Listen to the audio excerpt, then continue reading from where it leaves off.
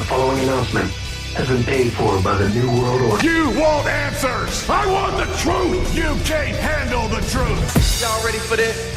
And now, coming to you live from MainEventMadness.com and brought to you by Spreaker, it's Main Event Madness. Our wrestling, your sports, simply madness. And on that note, here's your hosts, Al Merriman and John Curry.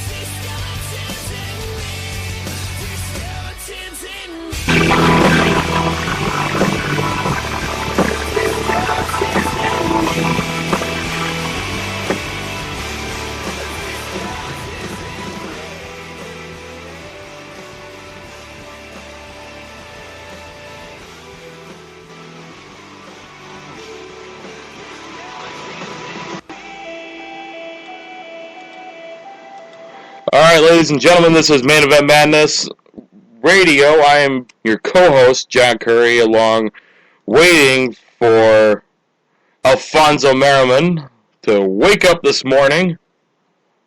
Oh, that's right, ladies and gentlemen. It's another episode of Main Event Madness. This is your host, Alfonso Merriman, waking up after this ridiculously crazy week I've had so far. How the hell are you, John? It's a beautiful hump day. And we have a great show lined up, not only with the return of Matt Hancock, we also have Ezekiel Jackson on this episode of Main Event Madness. And $9.99. Okay, then. What the hell was that? All right, nothing like Triple H reminding me how cheap the WWE network is. By the way, it's not $9.99 anymore. It's free for the month of November for the WWE Network. John, how the hell are you? I'm ranting on here like a crazy... Well, I mean, this would be Main Event Madness if you weren't ranting in some way, shape, or form, so I'm doing pretty good, you know. It is a Wednesday. Best day of the week, brother! Huh?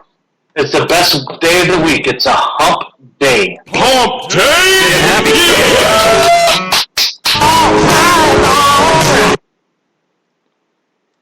We're going to have to switch it to all day long. But, you know what? I'm starting to think today's going to be a bad day for one thing.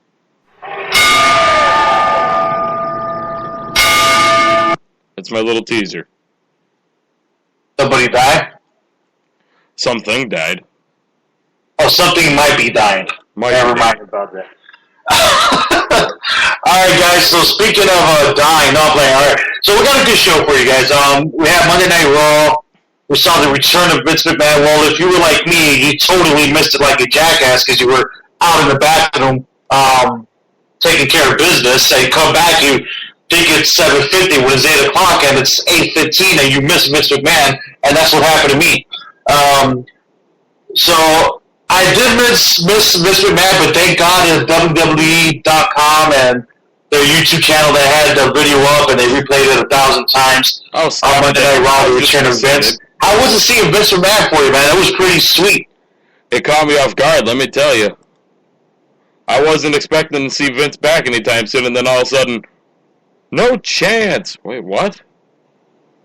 Because usually, I mean, it just came kind of out of left field for me.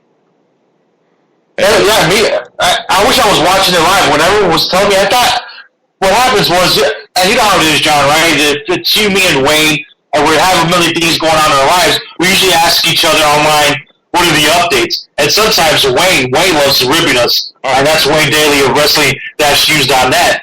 And I thought he was ribbing me. I'm like, come on, shut up. Vince McMahon didn't come back. You're twisting my arm. I'm like, shut up. They didn't add another stipulation. I thought he was just blowing it up my ass there. But come to find out, it was him. So it was a cool, refreshing thing to see Vince McMahon come back, and then they did a backstage segment as well. And I thought that was pretty neat. He looks older, but damn, he looks in great shape, huh? Yeah, he's like Ronald Reagan. The older he gets, the better he looks. out. Somebody's got a man crush. Nah. I'm just saying, for a guy that's pushing 70 years old, he looks fantastic. Oh, he looks definitely. Yeah, I'm sure Linda McMahon's happy Just about for that. men, hair color is a beautiful thing. It is. His hair is aging well as well with his body, right? I mean, just ask Vince. Vince has like 15 different colors in his hair right now. Yeah, I mean, I think it bodes well for me. It looks pretty great. A lot of things are coming out now, and I don't know what's rumor or what's factual. But let me tell you, before I continue to what the rumors are and what's factual and the authority and our thoughts of what could happen, and I know we're going to discuss this here in a moment. Okay. WWE writing Monday Night Raw for the past now, I think, 4 weeks in a row, we have had one surprise. If memory serves me right, first it was The Rock, then it was Mick Foley, then it was Ryback, and tonight, or Monday, was Vince McMahon. Nobody knew they were going to show up. Is that pretty accurate? Well, the only one being Ryback. Ryback was backstage at Hell in a Cell and was backstage at Raw. So you knew something was going to come, and there were rumors for a while that Ryback was going to come back as a babyface. He had said a while ago that he was going to come back with the Feed Me More thing, which, by the way, I called accurately, but, you know. Yeah, you did call it a long time. I think you called him before his injury, that he should come back and be a babyface.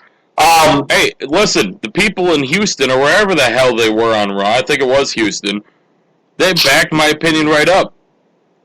They loved him. Was it Houston or New York? Oh, God. I remember it was Buffalo, New York last time. I think it was Kansas City. Fellow upstate New Yorkers hated him. I mean... Outside, they didn't hate him on Monday Night Raw. Compared to or when he came back, they did. Well, that goes with the emotions of the crowds and what city you're in. And that crowd, when he returned and faced Bo Dallas, that crowd was on fire the entire night, I felt. You know, I felt that crowd was special. It was one of those good crowds. So, but nonetheless, when he was backstage, but the way he came out and the reaction he got, it was special. We didn't know he was going to be coming out at that instant. When Bo Dallas had an open challenge, I'm sure it came up to some people's minds, but I don't think that everybody thought that this man was going to come out. I think everyone probably thought it was going to be Jack Swagger again, for the love of God. So when he came out, I think it was a perfect timing by WWE and the writing team. And that being said, I think the writing's been pretty well done. Obviously, we could nitpick and micromanage and sit here and decipher what was good and bad of each show. But I think overall, the product's been looking good. And I want to get back to the Vince McMahon thing, and I told everybody we were going to work around it. And you showed me this report, and I don't know if Wrestling-News.net has it up yet, about the possibility of why Vince McMahon came out and did the stipulation, and it looks like maybe that Stephanie McMahon is carrying another child. And what better way to write off the authority when John Cena defeats them and they're done for, right? I mean, they're saying that this is being done that way. Stephanie McMahon and even possibly Triple H could take some time off. What are your thoughts on that? I think it makes perfect sense. And I've seen on a few other websites that they have reported on it, and that a lot of people noticed on Monday night that Stephanie looked different. She looked bigger. I've seen a couple of them. I want to say it was Ben Karen of Wrestling News Source I saw this on. He said he was watching Raw on Monday, and as soon as Stephanie came out, his wife blurted right out, "She looks pregnant." So... And then the fact that you mix that up with what she's been wearing, she's not wearing those solid colors anymore. We know the tricks, guys. I mean, if you don't live, I've been watching wrestling for so long and entertainment, and for that matter, for so long that she wore a dress on Monday Night Raw that was with a lot of patterns in it. So the rumors are, this is speculatory, but I really don't know the base of the source. I'm not going to tell you. I don't know if it was. I don't know if it's just people speculating or assuming because they saw it on Monday. But one thing I did notice was either it was Triple H or Stephanie McMahon. One of them kept putting their arm in front of her. The entire segment. They had an arm across her midsection. And you know what? If it is that, by all means, that is awesome for them. Congratulations to them. Hopefully it's a boy this time. That way we can have quadruple H. He's a crazy bastard. Hunter Hearst McMahon. That is a very disturbing thing. I just pictured like a 2-year-old coming out to ask Triple H, "It's time to play the game." Hunter Hearst. What's another name with an H? Hunter Hearst Hector Helmsley. Spanish influence there, huh? What other? Definitely, it's interesting. If they are pregnant again, congratulations. They're building a little powerhouse, McMahon Empire of a family there, and that ain't a powerhouse. That's a McMahon Empire. That's a McMahon Empire, or Hunter Hearst Helmsley Empire. I don't know. Maybe it was his plan all along to marry the boss's daughter and be set for life. So that is so wrong that I said that, but hey, who knows? Hey, you know what? It's okay. Triple H is going to be in charge of WWE, and the more he keeps popping out of Stephanie, the more he's going to have his own job squad. There you go. And his daughter's already saying that she wants to be a diva in the future. So that's going to be interesting to see the legacies of want to feel old? I'm sorry? Do you want to feel old? I already feel older enough. I got another baby coming. So make me feel older. Go ahead. Their first kid, I think, is going on 9 years old already. Oh, Jesus. Right? That is not right. That is not right. Well, it's just like a Vince. Vince is, what, 70 now? Or 67? Or no, he's 70 this year. That, and it's been almost 10 years since the first DX reunion. Oh, my God. Right? I mean, where the hell did time go? And we're celebrating Christmas already. The holidays are around the corner. I'm starting to look at layaway plans for my family for Christmas. I don't know what the hell's going to happen. It's just crazy, man. This year has gone by hella fast, if you want to use that terminology. Al. I had to do it. I had to. Damn! Thank you. All right, guys, that's our opening segment of talking about this, man. I feel bad. I didn't tell you what else we were going to talk about today. We're going to discuss a little bit about the NFL, a little bit more about Randy Orton, his quote-unquote injury. We got Ezekiel Jackson coming up. We got Matt Hancock coming up. We're talking about the NBA. When it comes to terms in the NFL, I talked to John yesterday, and I wanted to, I don't know what his is. I got mine. But I wanted to know what his biggest surprise of the 2014 NFL season up to now is. So we're going to discuss that a little bit later. And we got more to come. And we're also talking about Kevin Steen and the NXT and his influence and what's going to happen with Kevin Steen, or now he's going by Kevin Owen, which is pretty badass. And we'll talk about that a little bit later. All right, guys, this is Main Event Madness Radio with myself, Alfonso Marimon, and John Curry. Let's get on to the next one here. It's continuing on the efforts of Monday Night Raw. It was a great episode where we saw an awesome and incredible match and incredible stuff from Randy Orton. If you missed Monday Night Raw, it was Randy Orton versus Seth Rollins to kind of hash things out. And the storyline goes that Triple H wanted to get in the ring like brothers, fight it out, and just call it a day. That way, Randy Orton could join the Authority and facing Team John Cena. Not just Team Authority, but the strongest team in Survivor Series history. Which is Team very hard to do. Or Team Lesnar at Survivor Series 2003. Who was on that team? You had what? You had Brock Lesnar, obviously. You had Big Show, Luther Reigns. God, Nathan Jones, maybe? That sounds right. Hold on. You know what? I'd be remiss. Go to the Googleator there. Nah, not the Googleator, the Wikilator. The Wikilator. That's where we get all our facts. Not all of our facts. Some of it we can remember, you old bastard. Okay. Damn, and that went on first, and I had the WWE champion on it. Wow. Way to go, SmackDown. Team Angle, Kurt Angle. Even this isn't a bad team. Kurt Angle, Chris Benoit, John Cena, Hardcore Holly, and JBL, or Bradshaw at the time. Defeated Tom Lesnar, Brock Lesnar, Big Show, Matt Morgan, Nathan Jones, and A-Train. They're a bunch of scrubs. Now, wow. Think about damn, I didn't realize Team Bischoff was that stacked. No wonder why they frickin' won at Survivor Series. Oh, with Stone Cold Steve Austin? Yeah. Bischoff had Jericho, Christian, Randy Orton, Scott Steiner, and Mark Henry. Team Austin had Shawn Michaels, Rob Van Dam, Booker T, and the Dudley Boys. I was looking that over the other day. That was one of my favorite that was such a one-sided frickin' damn.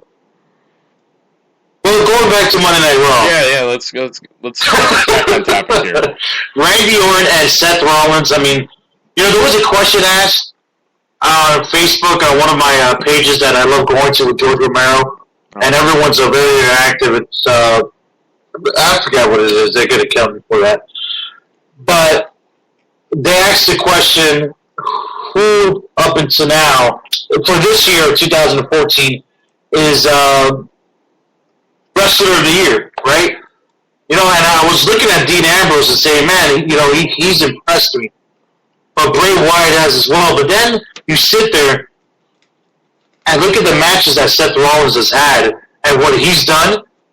Mm-hmm. I find what he's done has been awesome, and I think he's going well into his character.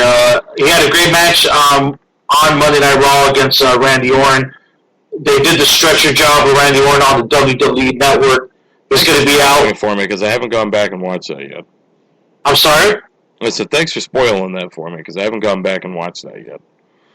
Yeah, so he literally gets on the table. I'm going to extremely spoil it for you if you want to mute myself. He gets on the commentator's table.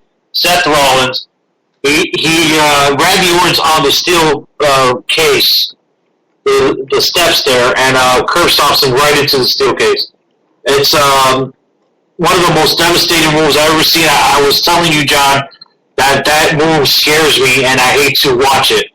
And Wayne said that it's not that bad of a move, but it is cringy. I had to look away when Seth Rollins. I just can't do it. I feel like this guy is going to kill himself. He's not going to kill himself. He could literally kill somebody if he hit that. Yeah, that's what I meant. Yeah. There's no hands in front of their head. There's no hands holding them up. Anything like that. It's strictly boot, head, mat, or whatever they're curb stopping him into. I will tell you this though, Randy Orton, I think he thought of it because he was going to take the bump right on the steel cage.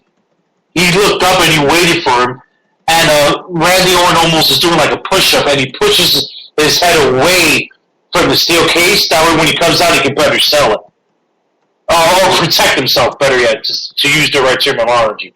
Everyone, we reported it on the websites. WrestlingNashNews.net had it on there. Where, the only reason this is happening is because he is going to be filming the Condemned 2. And I'm sure Steve Austin's a little bit pissed off about that. Probably not, but it is what it is. And he's going to be filming that movie. And he's going to be out for a few weeks. Now, it begs the question if he's going to be a part of Survivor Series or not. What do you think?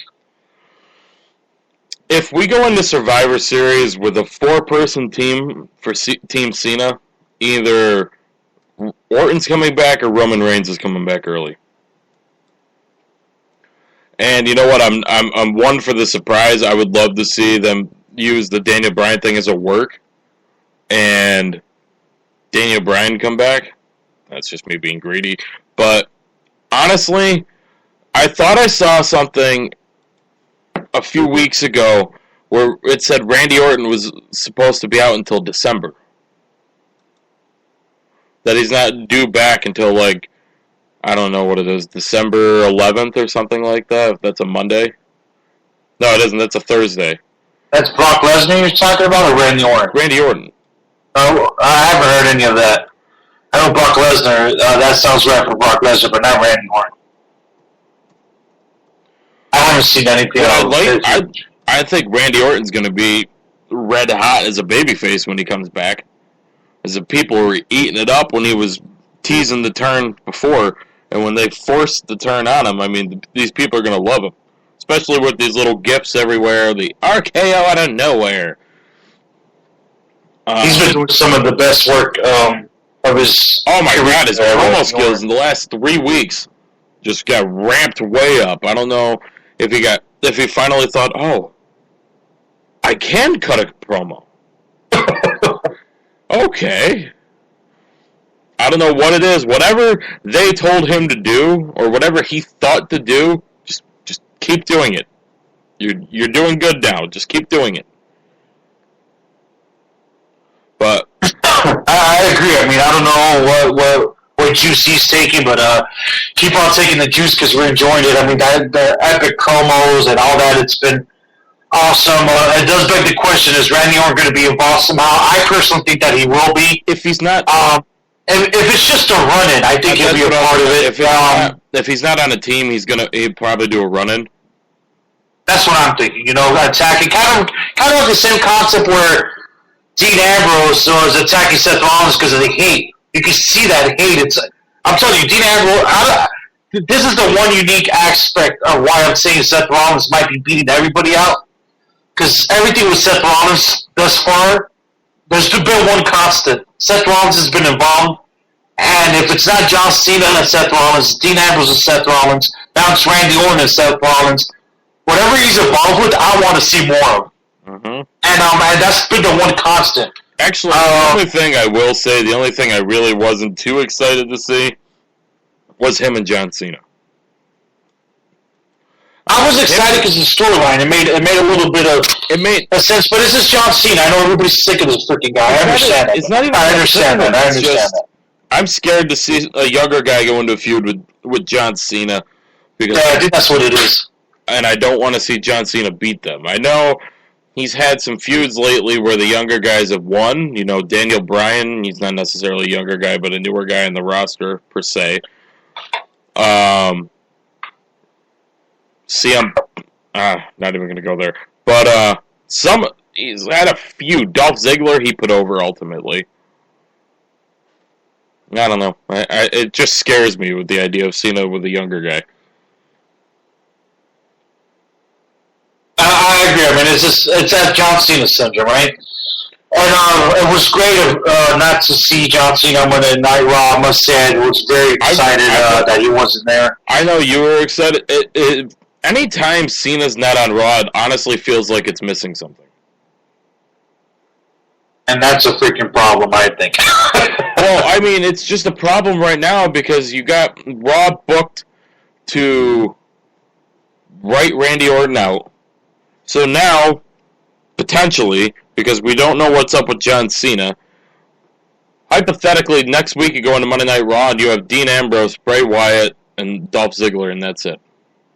Oh, and Kane and Seth Rollins. Oh, John Cena's going to be back. Is he going to be back? But I don't know why he took the day off or whatever the case was, but he'll be there. But anyway, for Raw, you had Randy Orton for half of it, and no John Cena, no Daniel Bryan, no Roman Reigns. I mean, it felt like a very lackluster show, and a very half-assed Big Show Mark Henry match. Tell you, once you told me you haven't seen that last segment of Raw. Once you do, you'll see how good it was. That match was awesome. It was good, but I'm just, I don't like when these shows seem lackluster. You know, I'm kind of happy that I didn't go to these Raw and SmackDown tapings like I was planning to. Yes, I would have saw Vince McMahon, but, I don't know if seeing Vince McMahon would have been worth $100. Hey, I guess you're right. As Vince would say, it's all about the money. Alright, guys, let's, speaking of all about the money, let's get into some discussion here with AP and NFL and Adrian Peterson. Does he deserve to return? No. Should they fine him? Yes. Well, okay, so next topic. Seriously. Alright, so if you guys have been living underneath a rock, which Not the Rock. some of you wish you were, And not the Rock. I know some of you guys want to be living under the rock. Anyways. That's the guy who's living in Miami right now, but who's counting? Oh, Jesus. That's not right. And you know what I found out about The Rock? Following him on Facebook, and I'm sorry to break away from this, but Here we go. The Rock likes to fish for bass, and that's pretty cool because I fish some of the same lakes that he has, and I thought that was pretty badass that he put a picture up there, and he went on a whole spiel there about casting and having to use a different bait, and I thought that was just pretty cool because a lot of people do that down here, go bass fishing, so it's pretty cool. We do have some great salt waters because we're on the ocean, but man, we got some awesome Everglades with some great freshwater fishing, and it's pretty badass. Miami's got a little bit of everything except snow, which I know you absolutely love, John. Down. Official moving time clock. 5 months, 26 days. It's the slowest fishing. You should have said a turtle moving time clock, because that's how it seems 5 like. months, 26 days. Alright, so Minnesota Vikings star, at least for now, Adrian Peterson, has avoided jail time Tuesday in a plea agreement reached with prosecutors to resolve his child abuse case. The case deferred a finding of guilty for 2 years while imposing $4,000 fine and 80 hours of community services. So he pretty much has to pay $4,000 in the fine and do his 80 hours of community services within those 2 years, and he's good to go. That's it. He doesn't have to worry about the justice system anymore unless he decides to backhand his son again within the next couple of years here. Peterson said that he's glad this is over, and I think that it's not over, especially because you're a movie star. A superstar. Sorry, might as well be a movie star if you're in the NFL and you run like Adrian Peterson. And he's saying that I'm just glad this is over. I can put this behind me, and me and my family can move forward. This is something you're not going to move forward from that immediately, sir. I'm sorry, you're a jackass if you think that way. I understand. This is one of the topics that it's difficult for a lot of people. When I grew up, I got hit in the smack with the leather belt. The nickname was Tío Pepe, which means Uncle Jose or whatever. That's what they call it, Tío Pepe.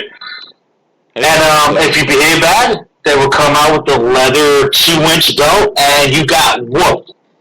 But just once, bro. Maybe twice, so it's really bad. And I never had whelps, and I was never bleeding out of my ass. It was just, hey, don't do that shit again. His kid was bleeding out of his ass? I'm sorry? His kid was bleeding out of his ass? I hope he didn't have Ebola. And his groin, everything.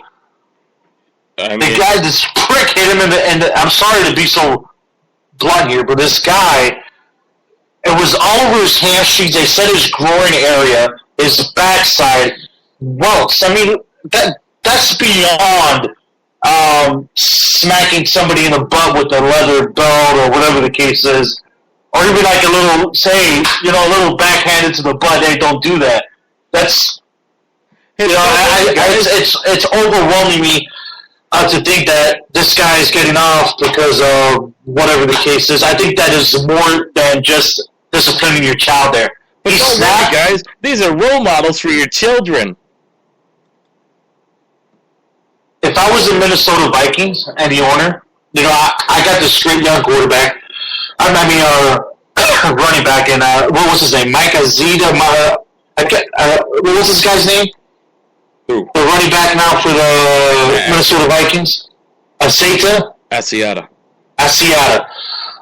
He's doing pretty damn great out of the backfield. You're rebuilding. Show your fans that you mean more than this guy. You don't need this guy. Just get rid of him. I know that he could bring him back, and you probably, you know what, you haven't been going to playoff games with him anyways. Get rid of the freaking guy. Build on what you have. Get rid of this guy. You don't need him. Will he boost some ticket sales? Yeah, if it's about that. But show them that you got some standards in your organization. I'm so sick and tired of these damn NFL teams, and I'm so freaking sick and tired of these NBA and Major League Baseball teams. These people are held to a different standard.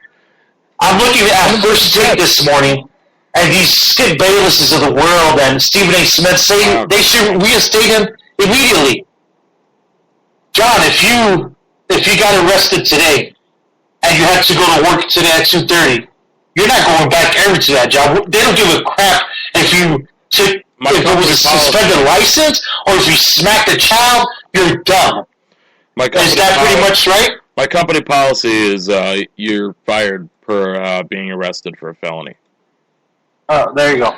But, hey, they can always send it to the Jets. The Jets get all the other washed up or controversial, wannabe players in the NFL. I mean, look at the, who have we had? Brett Favre when he was washed up. Paris. Huh?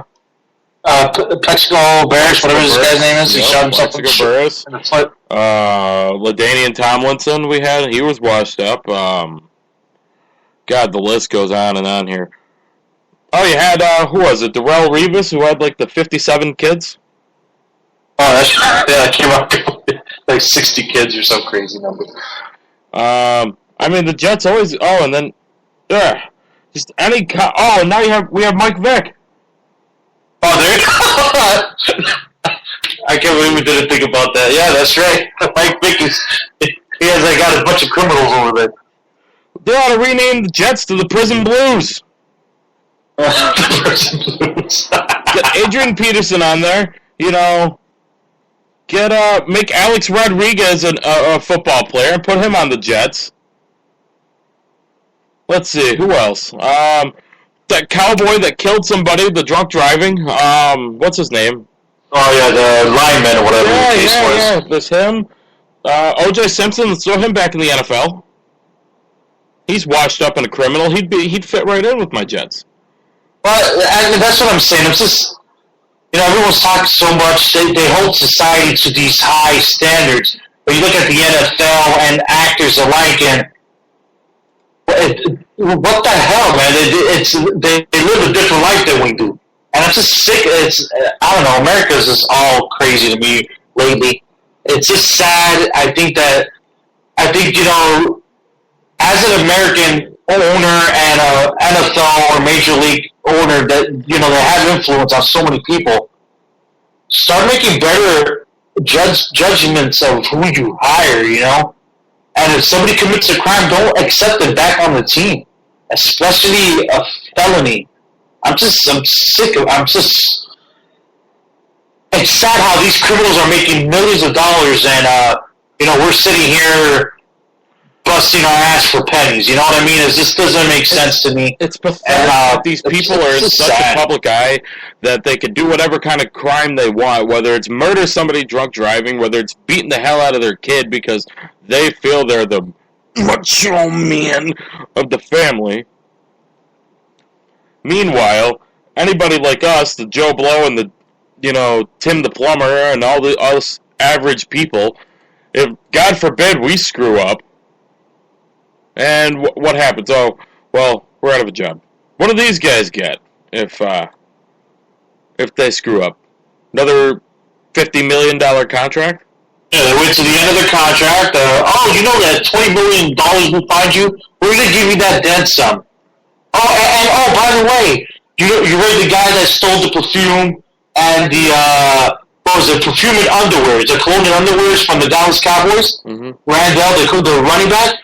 He had a week after, he got arrested for stealing underwears. A week after, there was a company knocking on his door, paying his fines for being arrested. And now he's selling underwears for that startup company. I mean, this is our society, dude. And this just happened, a couple weeks ago. America. That's the Dallas Cowboys. It's just freaking a joke. America. It's a damn joke. It's sad, bro. America. I don't even know if the land of the home and the, what is it, the home of the brave? I mean, it should be the home of the criminals, I guess. Nope, it's land of the jailed, home of the scum. Alright, so that's my rant. I personally don't think that he should be reinstated. Nope. If I was Minnesota and I had a little bit of brass, I would definitely take him off my team. Don't. I'm sorry? I said, let's be realistic here. We know they don't. And they won't get rid of him. They won't. But, let's switch gears here, Al. Let's go to something that's a little bit more cheerful. And we touched on at the beginning of the show about Stephanie McMahon being pregnant. Now, let me ask you, going into Survivor Series, how does this change things? You know, with the random placement of the Authorities No More storyline or whatever it is, how does that affect things going into WrestleMania? Because, you know, I'd said to you guys a few times that I'm tired of this storyline going on for like 2 years. You know, they need to have some sort of payoff, something. And now we're finally getting it, but it's coming out of left field. There were talks that I read today. There were a bunch of reports that Vince might be bringing back the storyline that the battle for control at WrestleMania between him and Triple H, and that instead of Steve Austin, it's going to be Triple H versus The Rock. How do you think, if Stephanie McMahon is pregnant, how do you think this affects things going forward for WWE, just Monday Night Raw and everything in general? Excuse me, I'm sorry, but I'll be honest. I mean, I'm happy with the evolution of the Authority. I think they've started off at some point. We also saw the evolution, a part of it in a sense. Now they got Seth Rollins. Things are being shaken up. Randy Orton's gone. You've added Joey Mercury and Jamie Noble to the mix. Kane's still there being Kane. I am not tired of the group. Yeah, I understand you might be, but we're not seeing the same stuff week in and week out. I feel that it's different faces. They're using the Authority to put over Seth Rollins. I think they're doing a pretty good job in that aspect. I'm not tired of them, and quite frankly, I don't think it's time for them to go. I think they can still offer stuff just because of that dynamic of Triple H. It's like when you see Triple H, it's like you don't know, you want to. He almost looks like the Godfather at the end of Monday Night Raw, which was kind of different. I wanted to see him attack, but he restrained himself. I wanted to see him fight, but he restrained. It's things I've never seen Triple H do these things. The evolution of Triple H's character alone is something that is enticing to me, and I'm enjoying it. I think he's done an impeccable job, and not only with WWE NXT and everything off the screens, and he, out of anybody, there's people that used to talk crap about Triple H, and I was one of them, saying that he didn't want to put anybody over, and all these rumors were coming out from backstage, and it did for years. He's changed everybody's mind with the role that he's been given. And his off-screen role, I don't think he's getting enough credit for what he's done, helping maintain a credible storyline for so long of a period of time. I think he's doing a great job. Now, going into the future, I know that has to happen to where the Authority is going to be disbanded, and it is November, and a small introduction of Vince McMahon makes sense leading into WrestleMania. If they are going to go with that kind of back and forth, and Triple H and whoever's going to have the authority or be the GM of Raw, or if the COO storyline is going to be mixed, then you would want to introduce it early, and this is the time to do it, I think. If she is pregnant, I don't know why it would cause them to dismantle the entire Authority. It doesn't make sense to me. You know, I mean, what is your take? You had any other input on that? I just think that I'm afraid for the Authority storyline because it's something they could easily go back to. Especially if Steph's pregnant, you've had 2 kids. You think that she might be maybe a month, 2 months along? If she's showing weight, she's probably 2 months along? Yeah. It's 6 weeks. Well, she can't be much more than that. She just wrestled. Yeah, 6 to 8 weeks. Yeah. Stops. So 7 months would bring to June. So do you think that there would be something where I'm just afraid that they don't go the route of something like a Triple H Stephanie split on the screen. And I know that's something that Wayne's brought up, that he's thought that they've been teasing a little bit, and that Triple H versus Stephanie McMahon feud. Do you think they would go in that route to get Stephanie off TV? Because either way, Triple H could be on TV every week if he wants to be. He's still the COO of WWE on screen. It's funny that you bring that up, because I thought about that yesterday, seeing how their story could evolve into a divorce on screen and then get back together. And it's wrestling. It's bound to happen. It's not like an if question, it's a when. I don't want it to happen. I think they could maintain a powerhouse and be that wrestling couple that's sustained for a long period of time on screen. I think that dynamic is pretty cool. And I don't want to see them break up. I don't want to see that type of storyline right now. I don't mind seeing a storyline where I see Vince McMahon versus Triple H and his daughter. I don't mind seeing that. Just because it's Vince McMahon. I don't just. You're asking me questions that is just so difficult because I don't know. I don't know what I want to see. I don't want to see the Authority dismembered. No, I do not want to see that. I think they're doing too much good for them to be dismembered. Do you think they'll go the route of maybe bringing back a commissioner? Since there's no brands, there's no real point to do a general manager. They could probably do that. Again, at the end of the day, it's just a stupid title. They all do the same thing. I don't care if you're the GM, the CEO, the president, the owner, the majority stockholder, like they say, stepping back. It's all the same crap to me. You know what I mean? Who has the power over who? It doesn't matter. The GM is the GM. The commissioner is the CEO. It's all the same to me. I don't care what label they put on it. There's always going to be some type of authority figured out in wrestling, and that's part of the attitude, with Eric Bischoff and then Vince McMahon going the same route. So you don't. But if you had to pick somebody that could be, All right, so let's say they dismantle the Authority. Okay. Vince McMahon now says, I need a new GM. So you're asking me who that GM / commissioner / yes. hand anointed. Yes. Difficult. It is. Could you do it? Would you give it to Hulk Hogan? I hope not. I think if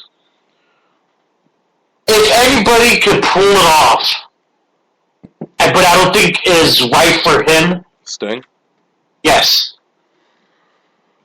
Because I don't think it's right for Sting to come in and be a GM. That would be absolutely hilarious if they did that with Sting and or Hogan. Just because, not even, especially Hogan's first year back in WWE, and he's thrown right back in the same role he was in TNA. But you were that there. We'll make you that here. We'll show them how to do it the right way. Damn it! And of the two, Hulk Hogan would make more sense to me. I don't think Sting deserves to be GM. I'm not saying that disrespectfully or anything. I think that... Yeah, I wouldn't want to see Sting's first storyline in WWE be... he deserves better. That's what I mean. He deserves better than being GM. Ooh, I just thought of a good one. Daniel Bryan. Oh, there you go. That would be... That... Jeez, that is the person I would want to see. Because he's probably not going to wrestle for a long time, if ever again. Exactly, and that would be... He's great on the microphone. The fans love him. We'll have that face GM, which is always tough to do, but I think Daniel Bryan will be able to pull it off. And it's something they never stick with very long. Yeah, with those face GMs, they never have. They never have. And I'm surprised he lasted as long as he did was Teddy Long. And most of that was because it's SmackDown. That's why it did last that long. But, I mean, has Raw ever had a babyface? I think Shawn Michaels once played the role as a babyface. Triple H, when he first came in as a COO, was a babyface. When he was running Raw every week and first fired Vince McMahon back in the summer of Punk. Good old days. Yeah, really. Well, no, not really, because not too long before that we had John Cena versus R-Truth main eventing a pay-per-view. But, it's okay, we had that twice, actually. I don't know. But even that... So let's say this. I mean, of all the people out there, Mick Foley comes to my Hulk Hogan Sting, but Daniel Bryan would absolutely make awesome sense to bring it back into the main spotlight. Agreed? Agreed, but there was also another report a while ago that I just thought of. Steve Austin was rumored to be coming into WWE next year and was going to be part of much more relevant storylines. And that was recently as a couple, like a month ago. Exactly. So, I mean, would that be? Here's the what I find so appealing of having Daniel Bryan do this. He's never done it before. So Austin's done it.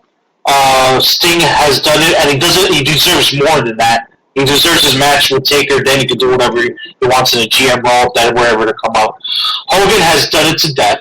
Hogan is the icon. He's the immortal Hulk Hogan. He's not in tune with today's crowd, and I don't think it's going to work well, brother, because you can't cut so many damn brother promos, because the wrestling fans today are too smart, and I don't know if that can.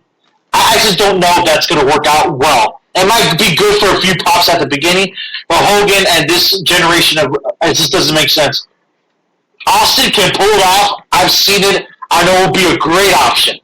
He'll go out there, he'll drink his beers, he'll do an awesome job. Daniel Bryan, on the other hand, we've never seen that. And it will be interesting to see if he'll be able to use his skills and hold them and just be a general manager and see if he can do it. I think that would be the most appealing, more interesting. I'm starting not to like when Hulk Hogan comes back. I'm sorry? I said I'm starting not to like when Hogan comes back. Well, it's not his fault. They're using him as he just seems like... I know he is a nostalgia act, but he just... They're making it even more. Exactly. Because he's coming out here, he's dressed in pink. Nothing to him out.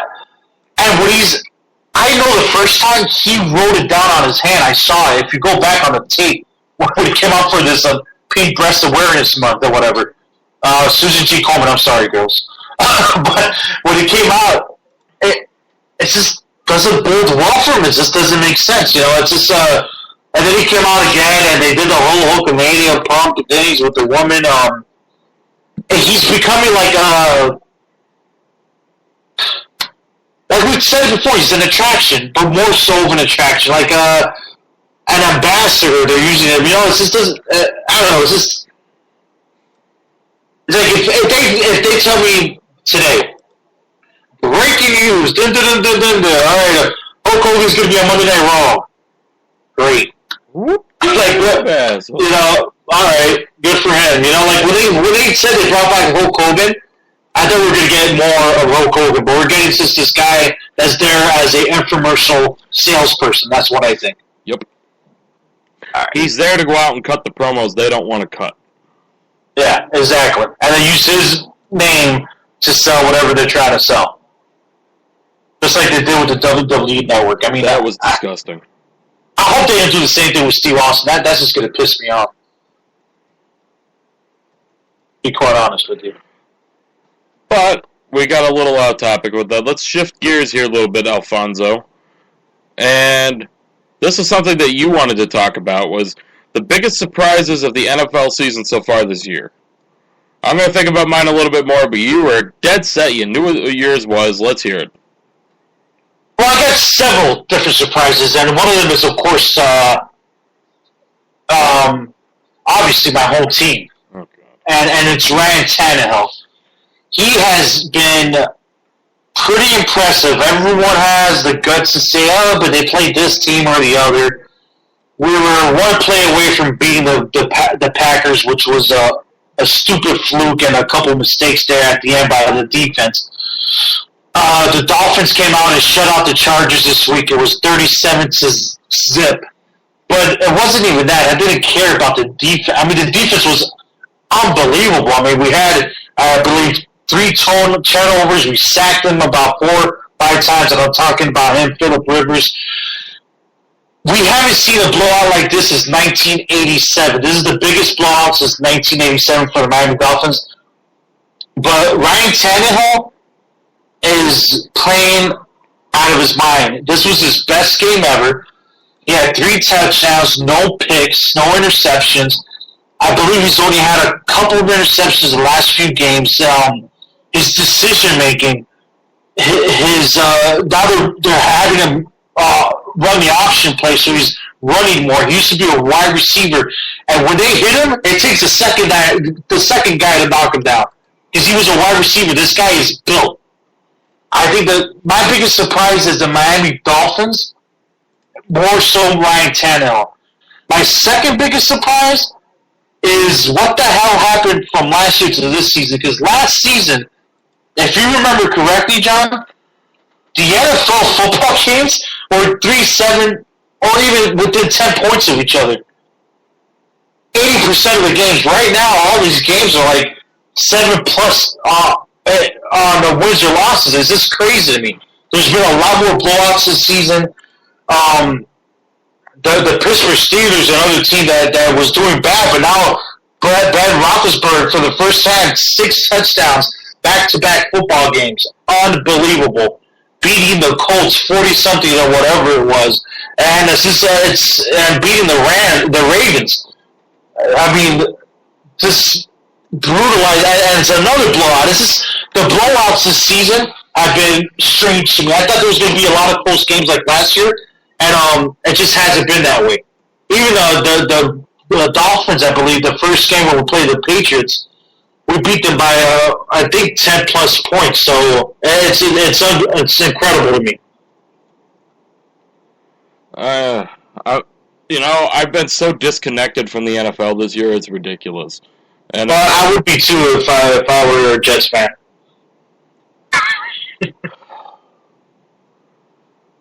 1-8. Well, maybe that could be your biggest surprise right there, John. You went on a rant last week. That's probably your biggest surprise. I really did not think that your team was going to regress so much. There is no excuse for a team, and I'm not going on a rant, I'm just saying. There's no excuse for a team that has a center like Nick Mangold, that has an offensive line like the Jets have that's decent. And then you have arguably one of the best receiving corps in the NFL. You have Eric Decker and Percy Harvin. Plus Chris Johnson and Chris Ivory is on your running game. How are you not winning? Nick Folk is proving that it, and quietly I might add, is proving to be one of the top kickers in the NFL. Oh yeah, I've had him on my fantasy a couple times. And how the Jets have lost 8 straight games, how Rex Ryan still has a job is beyond me. But like I said last week, if things don't start changing pretty soon here, then live on Main Event Madness Radio, I think I'm going to start going in the market for a new team. Well, the Miami Dolphins could always use a fan, and we'll accept you. I mean, I am moving to Southwest Florida in 5 months in 2016. Yeah, you don't want to be a Bucs fan or a Jaguars fan. That just... Jaguars. Let's be realistic here. I'd be a Jets fan first. Just saying. I mean, I am moving to Southwest Florida in 5 months and 26 days, so it's not off the table. I mean, I don't want to be called a bandwagoner, but I think that you guys can sympathize for a Jets fan that's had to deal with every year being a goddamn disappointment. All right, that's if you want my biggest surprise has got to be Tom Brady this year. Tom Brady and the Patriots reemerging as one of the top teams in the NFL. Because, for the last few years, the Patriots they've played good and they've just been there. But this year, I've told you before, I honestly think this could be the Patriots' year. Oh God! I listen. My poison in my ears right now. My stomach is like a rotini noodle right now, just thinking about that idea. But I mean, let's face it, man. The Patriots are just dominating. Look at what they did Sunday. He made Peyton Manning look like Eli Manning. And the worst part was the Broncos threw up 23, 25 points? Respectable amount of points for a game. You could win with 23, 25 points easily. And I'll tell you what, I don't know what it is about Peyton Manning when he plays in New England. He just freezes up. It's sad. You can't say it's bad weather because he plays in frickin' Denver. It's weird. Oh, and by the way, if you guys saw the Broncos-Patriots game, that is bullshit, and I'm sorry that... We'll have an explicit label on the show, folks. Yeah, that's fine. We're going to have to put that in, especially with Matt Hancock later, because we talked some crazy shit about Broncos or something. I don't know if that was not fair. Anyways, the audio guy there was blowing, or he was feeding in a blowhorn from a cruise ship every time Peyton Manning was up at the line. You could hear it clearly. If it's not that, some fan has incredible skills to do that. Because it sounded like a cruise ship was about to land inside the stadium. And if you hear back in the audio, it felt like it was illegal what they were doing. And it was throwing off their game. And I will stand by it. And I think the Patriots are a bunch of jackasses for doing it. I think they cheated. I think they cheated to win. I think they cheated? I don't know. I mean, what was it? That one pass interference call that I told you about when I started watching the game? Oh, that they didn't call? Yeah. They went to go catch the ball, and he just did a Marcus Corvon pounce right out of the field. There was like three calls like that I was shocked about. But hey, it's the Patriots. They're America's team. God, ridiculous. It was bad. It was bad, man. But hey, if the Dolphins could just beat him one more time, but the problem is that we're going to New England. That's going to be a difficult If the task. fucking Jets with Mark Sanchez can win in New England like they did, you guys, you're good. But that's the thing. We're going to beat them here. The problem... They're a different team, man. I don't know what the hell happened, dude. Because the first 2 weeks of the season, that Patriots team looked like the damn Jaguars. And I don't know what they must be doing some good PEDs out there now. There's cheating. I think they called Sean Payton and said, "Hey, Sean," he called up the New Orleans Saints. Hey, how did you do that? How did you guys cheat the first time? I don't know. But I agree. There's a lot of surprises this season, and I hope that the Bills are not back at the Super Bowl. I would really hate that. The Buffalo Bills. Yeah, they're one of the better teams in becoming one of the better teams in the AFC. They're 5-4, but they're dealing with a lot of injuries right now, and I think that they're going to be at best 8-8 team if they're lucky, 9-7. And if the Dolphins continue the way they're going, they'll probably, maybe be a little bit above 500. But we got a tough schedule too. I think the Dolphins got like the Broncos and the Patriots again, and I don't know. We have a couple tough teams coming up. We're playing in Denver, which sucks. If I'm not mistaken, I think my Jets have a bye week this week. No. Awesome. We get to get murdered in New York again. We got Pittsburgh. Shit. The Dolphins got Detroit Lions in Detroit this Sunday, so yeah, that's got to be interesting. And Calvin Johnson's returning. Oh, the little prima donnas have a bye week this week. I mean, the Patriots. All right, guys, let's get back to this. We got these interviews coming up. Those are our surprises, NFL surprises of the week. Let's get into the next topic. We already talked about Vince McMahon, Stephanie McMahon being pregnant. Not by Vince, guys, you freaking perverts. Remember, you know what? I don't want to get too far off topic here, but I just want to mention this really quick. Remember when Stephanie was pregnant the first time, and Vince wanted to do the incest storyline where it was either him or Shane that knocked her up? Oh, yeah, that was weird. That's when Vince was going out of his mind. That was the attitude era, and he was thinking way out there. You know, speaking of things that are way out there, actually, I don't really know how this gets me back to this, but hell. I want to hear the NXT's had a slew of debuts. You know, Hideo Itami debuted in August. I believe it was August. Finn Balor, Fergal DeVitt to you, non-WWE fans. Debuting today, I believe. Or tomorrow. Today or tomorrow? Thursday, buddy. Thursday. I don't know. Tonight's Impact Wrestling and Lucha Underground, where Ezekiel Jackson is a part of that organization. And he's on our show today.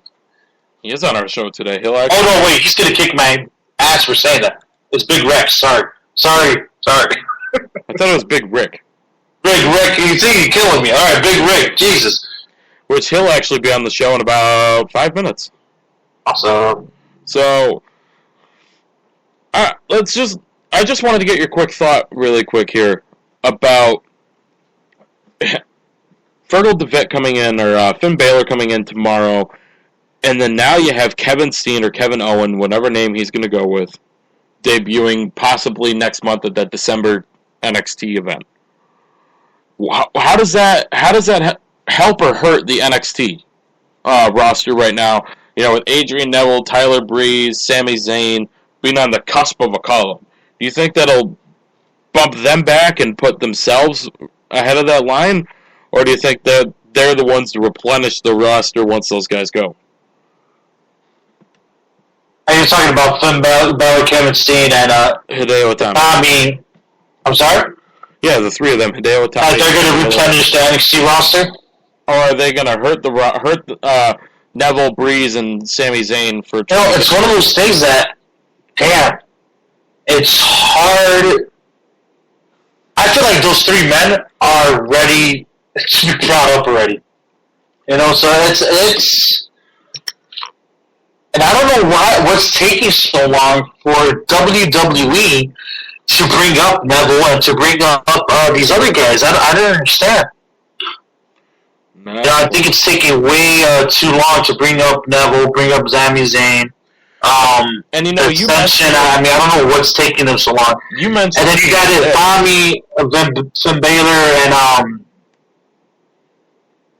and Kevin Owen or Kevin Steen that are stars in their own right, at least in an independent wrestling community. They're major stars, and they have a unique style. I mean, I feel like they could be brought up at any moment too. So I don't know what's taking so long for them to take that plunge. I don't know if they're waiting for something or for that December. I don't know. I mean, I kind of agree with you. Looking back, what you were telling me and Wayne, that you kind of feel that, that Adrian Neville could be on Team Cena at Survivor Series. I totally agree with you that Adrian Neville should be on Team Cena. I mean, the way that the Authority went out of their way to mention that the future comes through the Authority or something like that, and Cena could go right underneath them and go get Adrian Neville up from NXT. It would be dynamic. You'll have the Dolph Ziggler, which is the IC champion, John Cena, the #1 contender for the world title. You're going to have Adrian Neville with the NXT championship belt, It brings more star power, and it brings him to the main picture immediately. That would be awesome to see Adrian. He's getting amazing pops at every crowd event, every stadium he's going to. The fans are popping for Neville. So I think that we should see some form of it, and I think it'll be awesome if he were to show up as one of John Cena's buddies. And it'll be great to see if John Cena were to come out next week on Monday Night Raw and say, well, the reason I wasn't on Raw was, and I love when Cena's not on Raw, they didn't even freaking mention it. They mentioned it like later on, it's hilarious. But it'd be like, the reason I wasn't here on Raw was because I was down at NXT, and I got some buddies of mine that want to join me and Team Cena, and I think that'd be kind of badass if you were to do that. And you could call up Neville right up from the main, right up to the main roster if they were to do that. Mm-hmm.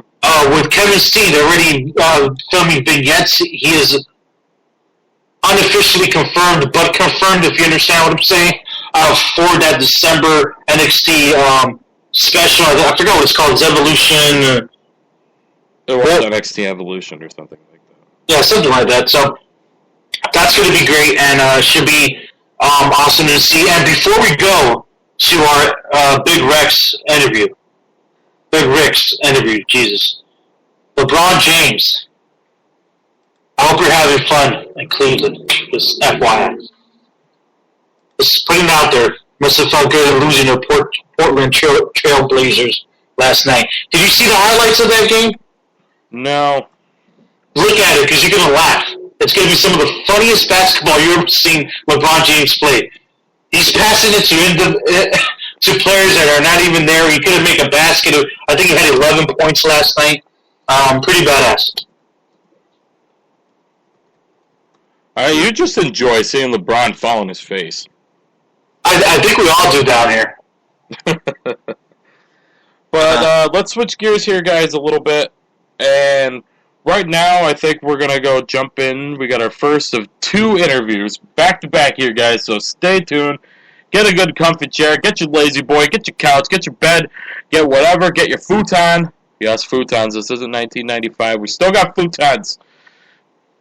And before you press play there, disclaimer, audio problems at the beginning. John did a hell of a job putting it back together. Then he saves my ass later on. That's the setup I'm doing for this interview. John, you kicked ass, and everybody's going to enjoy this interview, so listen up, put your speakers up. It might be too early right now for a beer. What the hell? You can have a beer whenever you want. So drink a beer, listen to the interview. It's awesome. And thank you for the kind words, and apologize for the quality of this interview. It was my first interview in about 3 years, second interview overall, but hope you guys enjoy it. We got former WWE superstar Ezekiel Jackson, Big Rick of Lucha Underground. Sit back, like I said, get your lazy boy, get your chair, get your couch, get your futon, get your bed, get your whatever the hell you sit in, get comfortable, relax, sit back, enjoy, put your speakers out. Main Event Madness is live. MainEventMadness.com, Wrestling-News.net, Facebook.com/Main Event Madness. And away we go. All right, ladies and gentlemen, this is Main Event Madness Radio here with our host, former WWE superstar Ezekiel Jackson, now going by Big Rex or Rex. How's it going today on this beautiful afternoon?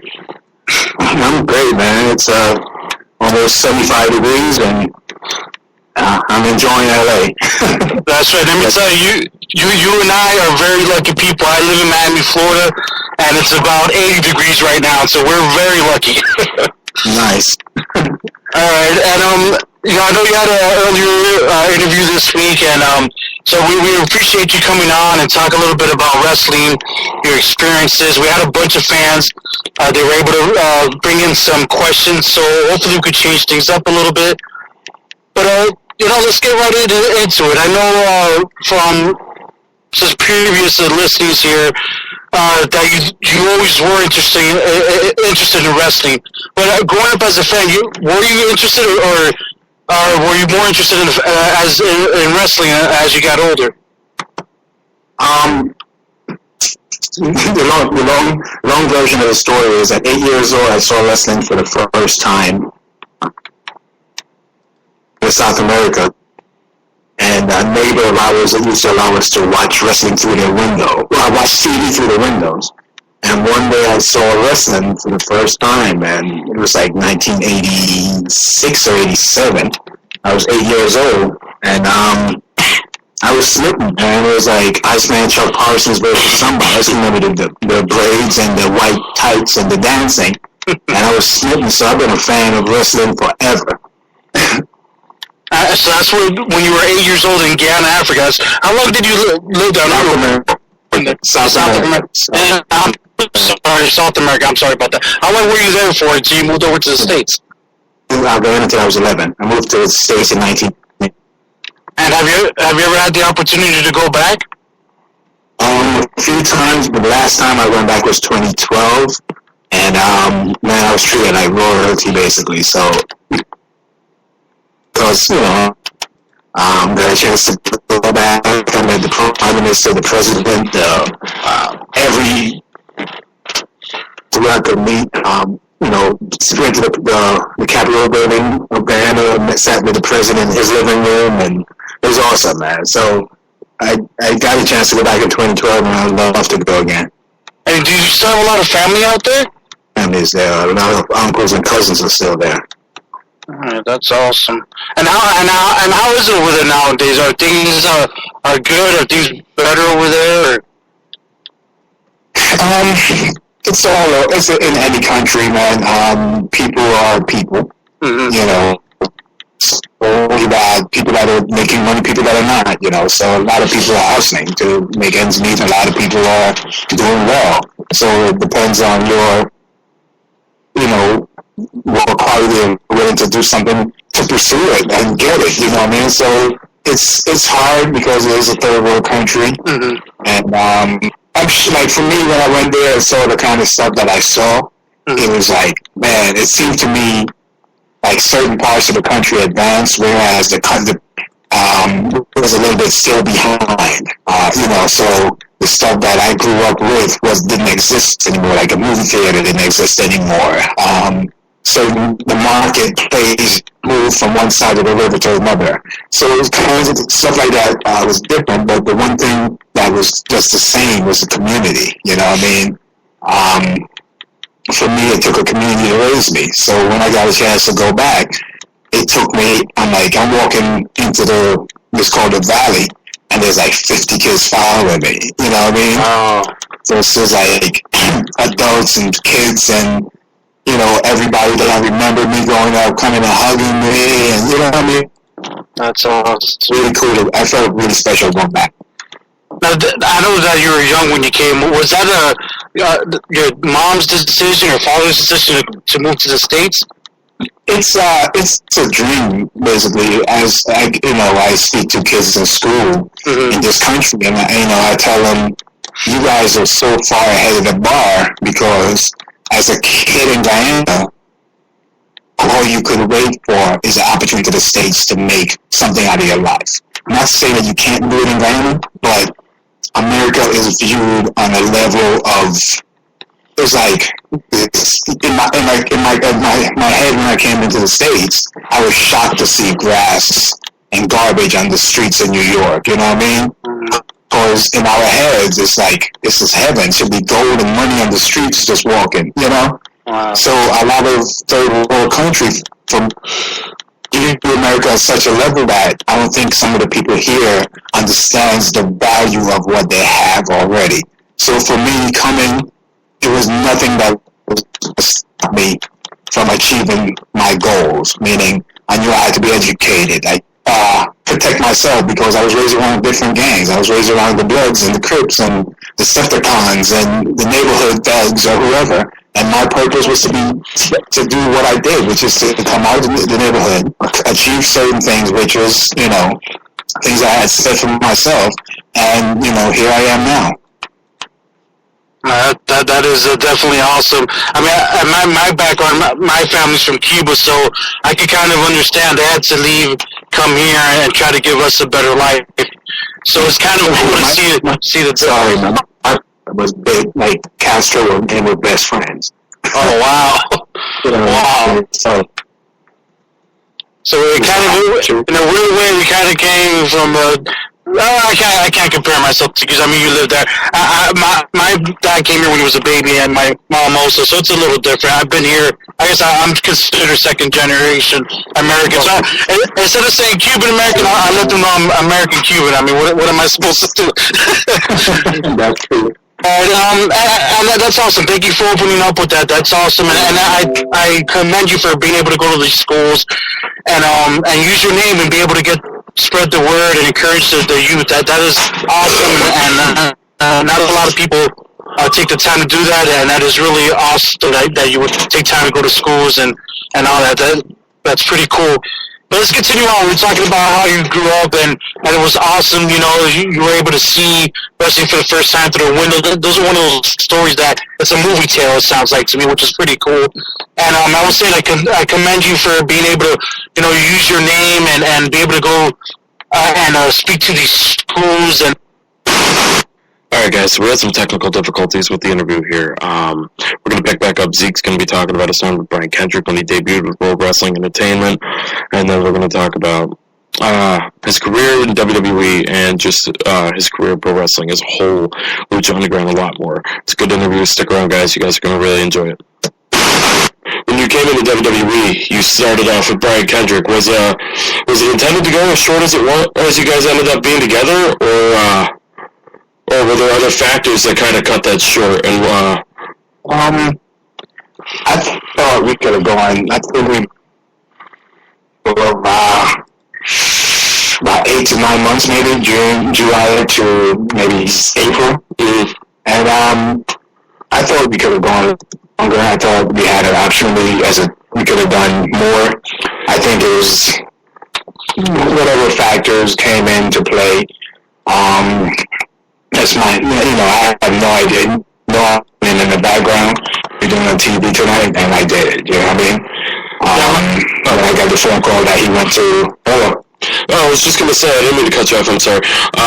How was working with Brian Kendrick? Was he good? I know there were some people who thought he was a little. I don't know if it was reckless is the right word or anything like that, but there were some rumors going around that he wasn't the best to work with. Brian, the thing about BK is that he will let you not gonna hold his tongue. He's not gonna try to baby you. He's not gonna try to please you just to please you. Right. You know what I mean? If it's wrong, he's gonna tell you it's wrong. Mm-hmm. If it's right, he'll tell you. You know what I mean? Try to walk on eggshells around anybody. So that's what probably comes across as being. I don't know whatever difficult to work with, but that's what he is. He's a straight shooter. He lets you know straight up. If you don't like you, he don't like you. You know what I mean? Whereas me, I'm not gonna tell you I don't like you. I'll just cut you out of the picture. You know what I mean? He'll let you know I don't like you. You know. So I think that's what people take as he's difficult to work with and stuff like that. In a business where so many people, I guess, say walk on eggshells, he just wasn't going to do it. You know, in some regards, it's kind of the right approach to take, the way people can't really, not something they did with you, but kind of take advantage of people if they could see your emotions or anything like that. But there was another part of the question. Were there any plans for you or Kendrick to ever move towards the main event with that act, or was it just, were you guys just going to be there, or? It was, first of all, BK chose me to come into that role. He came, met up with me when I was at FCW, told me his plans, asked if I was interested. He came to Florida, be willing to come into that role. So that earned my respect on a whole new level for him. It wasn't, force upon him to say, hey, you taking Rick, and he's gonna be Zeke, and he's gonna be with you. No, he came and asked me, and that just earned my respect. The plans is, you never know. It's like, let's see what happens. You know what I mean? Right. Dr. Tom always says some stuff like, let's toss some stuff to the wall and see what sticks, and it stuck. But I think we had, for whatever reason, something, whatever, it just didn't hit the way I thought we could have hit. Again, whether it be writing, whether it be creative, whether it be me, whether it be him, I don't know. Again, I'm not the decision maker. Right. You know, we show up and we do, in a sense, do what we were told. We have input in matches, we have input in promos and stuff like that, but if this is the direction they wanted to go, there's no control on my part for that. Right. And after you guys' act, if my memory serves me right, Brian was drafted to Raw and you were moved to ECW, right? I believe. Now, when you moved on from working with Brian Kendrick and moved on to working with Vladimir Kozlov, what was it like working with somebody like that? Or somebody like Vladimir Kozlov, who's not necessarily one of the more popular guys, and a guy who kind of had his own, or had a main event push and kind of floundered a little bit. And just want to get your thoughts on what it was like to work with Vladimir Kozlov. Well, again, with Regal combined, the three of us. Right, I was going to get to that afterwards. Huh? I was going to get to that afterwards, what it was like to work with both of them combined. I'm sorry. Oh, well, it's, you know, for me, I felt it was, that's what the way the whole, I think he won upsmanship 1 week, and then he came and did his finisher, and I felt bad for them locals, because we were destroying them cats, with our finishers, and, then we did the thing at SummerStar, the turn, I think it was versus Christian, me and Christian, and I turned on Christian. Right, yep. I just thought it was we had Christian as champ, you had Dreamer, you had Goldust, you had, you know, Regal there working with us, we had Hurricane, and I just thought it was like, let's see what happens again, you know, put two big guys together, see, it worked well, because I got a chance to learn more in the wrestling access, and it was, you know, it was fun for while it lasted. I thought, again, that this roundtable thing, I thought it could have been phenomenal had they gotten a chance on Raw or SmackDown. Yeah, both that act and your partnership with Brian Kendrick, I thought were really entertaining. I was actually kind of disappointed once you guys both split up. Now, from when you were drafted and moved to ECW, there was about like 6, 7, 8 months, give or take, there between that and the shutdown of ECW. Did you guys kind of know beforehand that it was going to happen, or was that kind of a spur of the moment? Vince decided, we're going to do away with this. I have no idea, bro. I knew NXT was coming. Right. I knew the night I won the championship was basically the week before NXT started. It's not like a big meeting that we sat down and said, okay guys, this is what we're doing. It's just like, you hear a rumor here, you hear something there, you see, you know, these new guys coming up on the road, and you hear, you know, so it wasn't like a big meeting that said, okay, we getting, like, to the wrestlers, where it was like, well, we're getting rid of ECW and bringing in NXT. It was just a matter of, okay, tonight, Ezekiel, you win the championship, and that was it, you know? So, for me, in the history books, I'm still a one-time world champ. So, congratulations on that. That's an awesome achievement also. That's probably like my only selfish statement I'm going to make. So, if I'm an optimist, I've held the title for over 400 and something days now, or maybe more.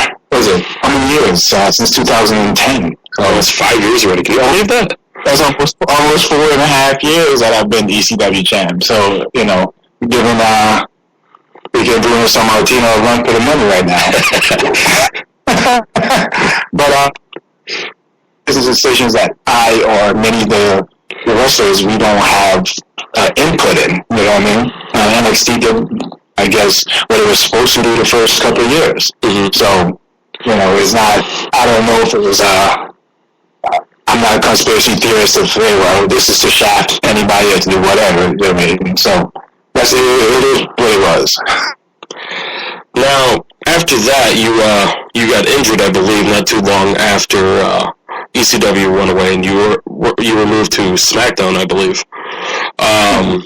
when you returned from injury, you were a part of the core. You joined Wade Barrett, Heath Slater, Justin Gabriel. You guys had a decent match at WrestleMania 27. Were you guys put together just for the short run, or were there maybe some other factors? I know I might be getting on your nerves asking similar questions like that.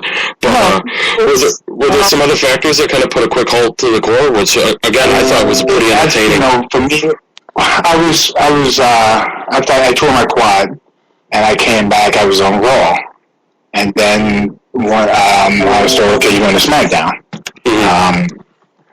When I showed up in SmackDown, we were in Alabama, and I was like, okay, this is what's happening tonight. With the core, it was, we were supposed to put together a crew of guys that are tag team champions, possibly me as IC champ, maybe Wade getting a chance at probably the World Heavyweight Championship, because he was, while in the Nexus, he was in that title picture with Randy and messing with Cena, and you know what I mean? So, again, no one sat us down and said, okay, you guys are going to be together for 4 months, 6 months, 8 months, or whatever. It's not something that happens. Some strange reason I think the world or people in fandom thinks that we actually know everything that's going to happen. Only a few people probably know their whole schedule for a year. You know what I mean? The rest of us show up and, go with the flow. And that's what happened with that. We had the match at Mania, and again, for me, it was the biggest moment of my life because the year before I was burying my dad, the same day, you know what I mean? April 3rd, 2010, I'm burying my dad. April 3rd, 2011, I'm walking out in front of 84,000 people to perform at WrestleMania. So, wow, that's awesome. That was a big moment for me. Right. And moving on from the core, you actually won the Intercontinental Championship, which is another huge achievement. How was working with Cody? Cody is fun, man. Very interesting guy. I didn't know exactly what was happening, for the first month or so, it was like I was messing with Zack Ryder, and I was thinking I had a match with Christian, and then DiBiase, and then we started me and DiBiase versus Cody, then that went to the point where it was a singles match. And but for the few weeks that we worked together, we had a blast. Cody's fun dude. I thought they wanted to. I don't know if they were setting up for something with him and DiBiase. So, but for the time it was, I was IC champ. We had a good time. We had a couple of decent matches. And when I lost it, I thought, okay, maybe I'm being elevated. You know what I mean? Right. But I didn't. I was off TV for months and months, and then I started showing up on Superstars and NXT, and that was it. And you were injured off and on for the last couple of years of your tenure with WWE. Do you think that might have had something to do with why you ended up leaving, or was it just something that you didn't feel was right at the moment and you wanted to try something else, or? The injuries, man, in this business happens. Like my quad, happened. I jumped, I hung, I had a spot where it came where people have done it for years. You hang somebody on the rope on the outside of the ring and jump to the floor. I jumped to the floor and my quad blew. You know what I mean? I injured my pec within the first month of being with the core. I think it was the night I suplexed Big Show. I felt something, but it wasn't bad until I got to the gym like 2 days later. That's when I heard pop. So that's why I didn't wrestle as much when I was in the core. I was basically under a shirt, healing, and doing as minimal as possible to keep myself from tearing the pec completely. When I healed, it was right around the time for Mania, which was great. Then I had the IC thing, the title run. And my shoulder, I guess in the gym of years of training heavy, training hard, that shoulder just got to the point where it was doing too much work trying to protect the pec. and I tore my rotator cuff in the left shoulder, which is the same side I tore my pec.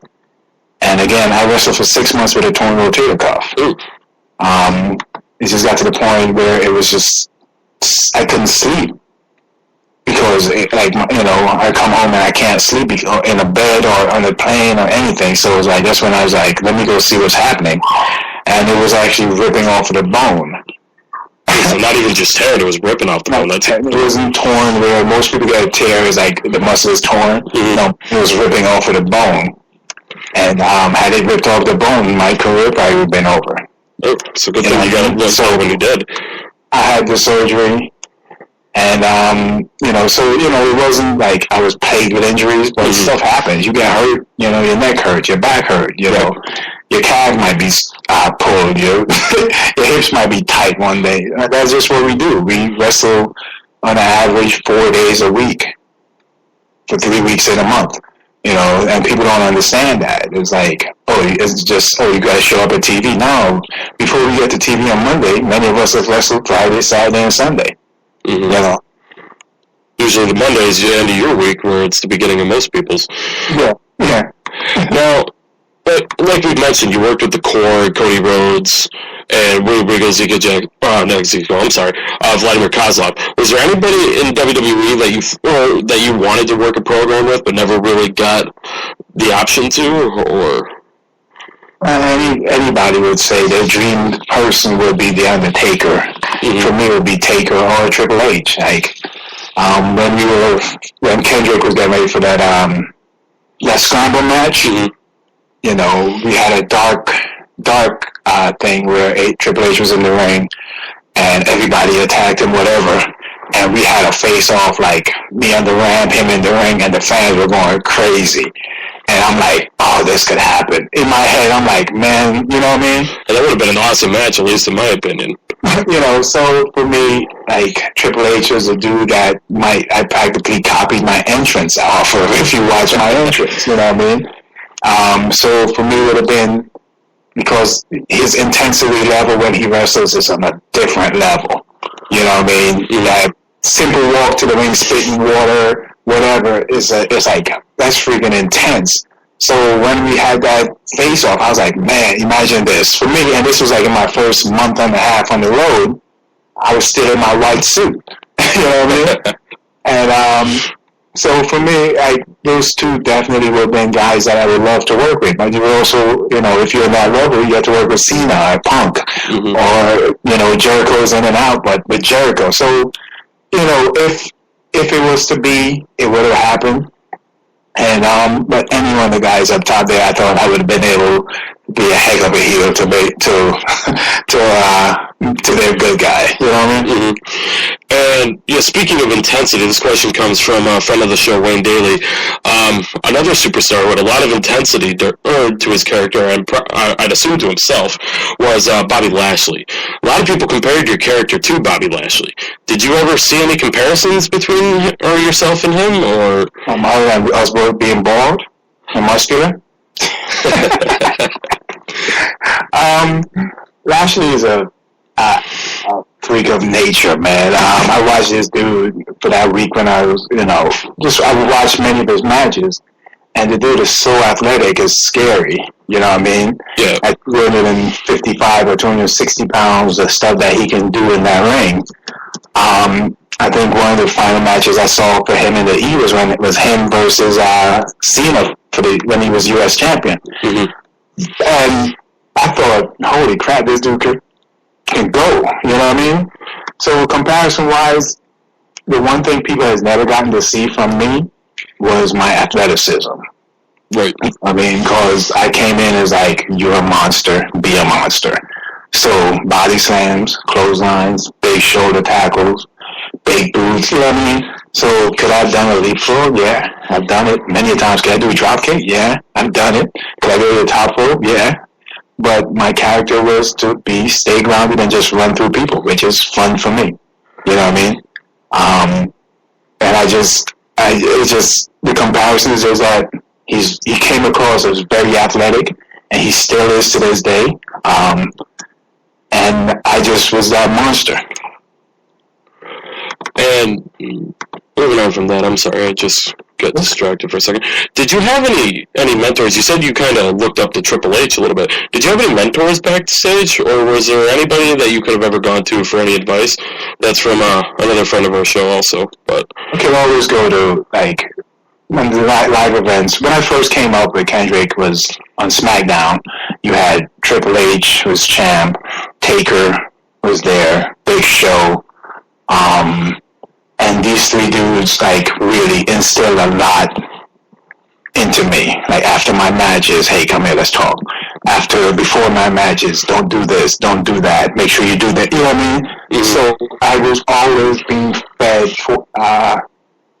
info from three of the best dudes, like, I'm saying, Undertaker, Triple H, and Big Show, who are guys that have done so much in this business, is here sharing info with me, helping me, coming to arenas early to help me work on certain things and stuff like that. So it really, I can't say there was just one person that sat down and pulled me aside and thing, but it was always, hey Zeke, you did this was great, but don't do this. You know what I mean? Yeah. Stuff like that. So it wasn't specifically one person feeding me info, but a group effort on people who just saw something in me and wanted to help. And you were there for an interesting time in WWE, kind of like a time of transition, going from time when you guys had every week, you guys had Triple H, The Undertaker, Chris Jericho, Shawn Michaels in the locker room. And you were also there for afterwards when not a lot, those guys weren't really around except for when it was WrestleMania time. Did the locker room hurt from not having those guys around? In what sense? And not having somebody there who you could go to for knowledge, or somebody who's kind of like a locker room leader, or somebody you could look up to. I think at this point you had so many guys that were coming up that I think just because when you go through FCW, you learn the respect for the locker room. You know what I mean? You spent time in the company already. You weren't just some guy, a few guys came in and came straight to the road, but most of the guys came in and learned the system down in FCW. So by the time most of these guys got up to the road, they were well read in understanding how to respect the locker room, how to respect the who was on top. So it wasn't that you had people running wild doing crazy stuff. You had guys that, but at that time you had Punk that had the respect from everybody. You had Cena that you had to respect, don't mind what. You know what I mean? Mm-hmm. H was still there. He might not have been in the locker room, but he was there. Big Show, Mark Henry. So it wasn't any kind of, say, lackluster guys doing whatever kind of thing in the locker room. It was a fun locker room either way. Back then you could go to, you had Taker or anybody and have a conversation with them. Most of the times before I came off was when your agent was your guy, because you'd want to find out, okay, what am I supposed to be doing in this match? And for me, it was Double A, Arn Anderson. I could go to him at any time and got any information, from him. Right. And talking about the new developmental system WWE has now with NXT, would you be open to a return to WWE if an opportunity were to arise, whether it be either to compete in the active roster or maybe to work with talent down to NXT? Right now, no. Okay. Short and simple, sometimes the best answers. This came in from one of our Twitter followers, Truth Garon. What are both, and you don't have to answer this if you don't want to, what are both some of the best and worst matches, both that you may have either witnessed in person or watch on TV? Best match has to be Taker and Shawn, I think both times at Manias. Right. I think with my two favorite matches, the first one was definitely on a different level, you know what I mean? It's the classic. Yeah. Worst match? I think I once. Actually, I'm not even going to say it, but it was something on WCW.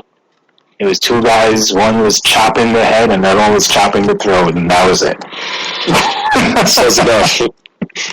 Now, aside from your brief time there this summer, has working for TNA ever crossed your mind, or ever been an option from you? And that's from another Twitter follower, Militia Hustler. Sorry. When I got the phone call to come in and, for that week, and we were going to see what was going to happen after that. Mm-hmm. And, it was a fun environment, very relaxed, very, hey, what do you see working well for you in this match? Do it. It's not, you're not on that microscope to make sure this is done the way I say to do it. Mm-hmm. So that was really cool. But, when you're not in WWE, everybody thinks you have to go to TNA or whatever. If the opportunity comes, you take it. If not, what can you do? You're not going to go around moping. Right. I wouldn't. No, you can't, because nobody's going to do it for you if you don't do it for yourself. Exactly. Now, other than wrestling, kind of switch gears here a little bit. Other than wrestling, is there a sport that you love to watch, or that you just enjoy as a whole? I can watch football for the most part, but it wouldn't be. I couldn't watch a whole game. Mm-hmm. Wrestling is the only thing I could watch from beginning to end on television. Okay. Basketball, I would play. Right. And being from New York, I couldn't watch a whole game. Truly, wrestling is the only thing I could watch from beginning to end on television. Basketball, I would play. This summer, and being from New York, I couldn't watch a whole game. Truly, wrestling is the only thing I could watch from beginning to end on television. Basketball, I would play. This summer, and being from New York, I couldn't watch a whole game. Truly, wrestling is the only thing I could watch from beginning to end on television. Basketball, I would play. Sunday arms, and being from New York, I could watch a whole game. Truly, wrestling is the only thing I could watch from beginning to end on television. Basketball, I would play. Sunday arms, and being from New York, I could watch a whole game. Truly.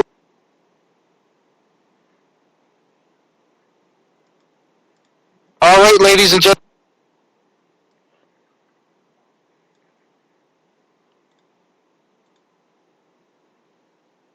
Posting stuff on websites or rumors or anything like that. Have you ever heard, this is from a friend of the show, Taj Gallagher, have you ever heard any funny or wacky stories about yourself, or... I had a stroke. Somebody said I had a stroke. Well, I'm glad to hear that you're doing okay. You can hear that you're doing okay from it, so... Somebody said, and the guy tweeted me, was like, Zeke, what happened was we were on the radio show and we hadn't heard from you, and we just made a joke about it, saying he probably had a stroke, and a lot of the podcast listeners took it and ran with it.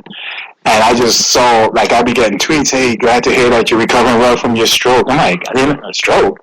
You know what I mean? So that was one for last year where I was being told that I had a stroke, and people were adamant that I had a stroke. I'm like, one dude was like, you don't have to lie to us. We understand. I'm like, okay, I guess I had a stroke for you. I don't know. Well, that's very, I don't know if you would call that a very thoughtful thing to do for your fans, but, Yeah. I just looked at the time, and I think this is going to... Go ahead if you need. It's got one more question, then I think I was going to hit up a name association, if you're still up for that. Okay. What do you think of the talent coming up from the developmental in WWE compared to the talent that were there during your tenure? I think now they've realized that it's the fans are expecting a bit more in matches. So they're, as much as they usually say they don't, but they're catering to what the fans are expecting. They like to hear those "This is awesome" chant and that "Holy crap" chant. I don't cuss too much, so excuse me. So I think with these guys coming up, they went and got some of the best guys off the indies, starting with Daniel Bryan, and then you got Seth Rollins and Moxley, Mr. Ambrose, and down in NXT you got Sami Zayn and all these guys that can just full on go.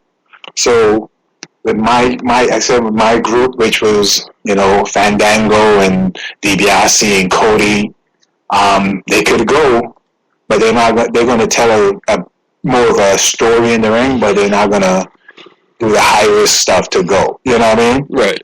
The only person at that time was probably Evan Bourne, which the shooting star press was, holy crap. But now you got that kid Neville, and you do a shooting star with a twist.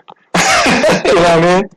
And I watched this dude, and I'm like, holy smokes, man. You know, so it's, you know, I think they're seeing that the fans want to be excited while watching a match. You know, you're not going to, for 3 hours, you're not going to get a bunch of high-flying matches because you're going to have the Big Show and Mark Henry, and they're going to do what they've been always done, which is, and the fans are going to still love it. But when they get you know, the Usos flying over the top rope, it's like, holy crap. Or when you get, what's his name, flying through the rope onto somebody, Ambrose or these guys. So you get a full dynamic. For the WWE is, we're going to give you a full package. You take from it what you will. You know what I mean? Right. And I want to ask you really quick. You know, you mentioned Adrian Neville's finishing maneuver, and you were around for Justin Gabriel's finisher. Which do you think is a more impressive move? I love Justin to death, but Adrian Neville, holy crap! But if you look into Lucha Underground, you got freaking these cats. Like, I'm gonna switch and promote Lucha Underground. Go for it. Some of the stuff you're gonna see, man, is with Prince Puma and John Morrison, who you know from WWE can go with this stuff. So it's like, it's like, you know, my only way to describe it is like, I'm sitting here with a remote as a video game, and these guys are doing stuff that I could only think of in a match. You know what I mean? So it's something exciting that's coming, and you know, as a fan of wrestling in general, you got Monday night, you'll have your Raw. Tuesday night, you'll have your main event. Wednesday night, here you got Lucha Underground. You know what I mean? Hey, you don't got to do a hard sell, then. You're getting me excited for it. Friday night, you got. I'm not trying to hard sell. I just want you to know that. No, I'm saying you wouldn't have to because you're already getting me excited for it. Something is really. It's just something that you have to see, man. It's going to be ridiculous. Hey, look, I'm not leaving my feet for anything. Just to let you guys know, I'm still. I was looking forward to seeing some of those drop kicks and some of those leaps and stuff. I'm going to do clotheslines. I'm going to do shoulder tackles. I'm going to beat people up. That's what I do. Hey, nothing wrong with that. You did a good job at it, too. And if you don't mind, I was just going to do a quick name association. Okay. First up, we got Brian Kendrick. Like a brother to me. All right. Wade Barrett.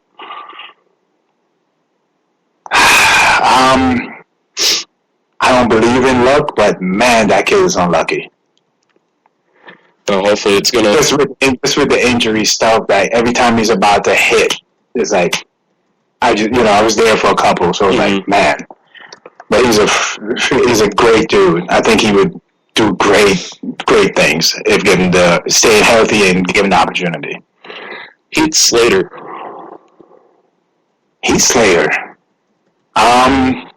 Same thing. I think if given the opportunity, the dude can do the high flying stuff. He can. I think he's a natural born entertainer. You know what I mean? So I think given the opportunity, he can do amazing things in this company. John Cena. Boss hog. He's a boss. Triple H. Mr. Intensity. Vince McMahon.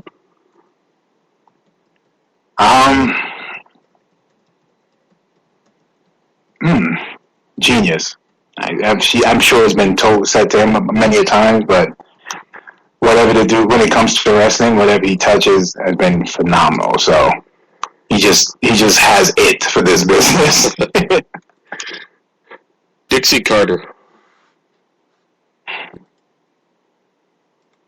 I only spent 2 days with her, so I can't say I got to know her well. Mm-hmm.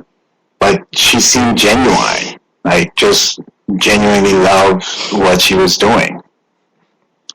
It's always good to hear. And lastly, Ezekiel Jackson. Monster. I think healthy, if he was healthy and with the right backing of the machine, he could have done phenomenal things in the WWE. Well, everything happens for a reason, man, and Lucha Underground could take off and be something huge, and hopefully it is for you.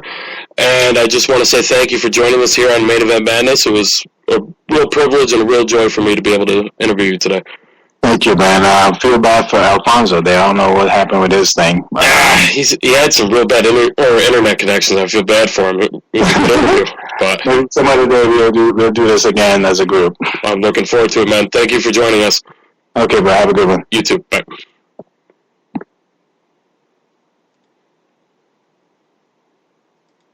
All right, guys. That was Ezekiel Jackson, former WWE superstar, current star, one of the stars of Lucha Underground, using his new name, Big Rick, taken from his given name, Raquan. Yeah, so it was a very, very intriguing interview for me. Excuse me. One of the things I took away from it the most was his reaction to being asked about a return to WWE and whether or not he would go back, and the simple no.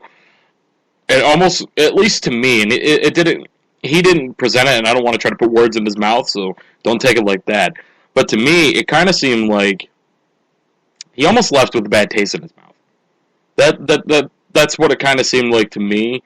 I hope that's not the case. Maybe someday we could see him back in WWE. Maybe, down the line, maybe he'd go down to NXT, be a trainer or something like that. Nobody knows what the future holds, but a good interview nonetheless. With Ezekiel Jackson, best of luck to him with Lucha Underground and all of his other projects that he's got going on. And maybe someday we'll have him back here in Main Event Madness. Coming up, we got Matt Hancock of DDP Yoga. Now, we had him last week, so I don't want you guys to think that this is a rerun or something like that, because it's not. If you guys listened to last week, which a lot of you did, and thank you very much for downloading Main Event Madness last week like you guys did. You guys came out in droves last week. Brand new records, brand new. I mean, it was just an awesome sight to see. We'd never had a download amount. We've had the show listened to, but we've never seen the show downloaded so much like it was last week. And I believe we had, I'm just going to go check right now to get an updated number on this. Apologize. Should probably have this number on hand, but hey, live radio. What are you going to do? Over 4,300 downloads, and we had about 6,600 listens. That's a crazy number. The best number we've had in almost 2 months. Best number of downloads we've ever had. So thank you guys for your support, Main Event Madness. We appreciate it. We're hoping you guys are enjoying the new format we debuted a month ago, and the holidays are coming, and I mentioned this last week. We got some big plans coming with some interviews, and, we announced last week that Evan Ginsberg is going to be back on the show. He's going to be coming in and doing a segment a month or something like that. I don't know. I don't think it's going to be an every week thing. I don't even know if Al's here right now to be able to correct me on this.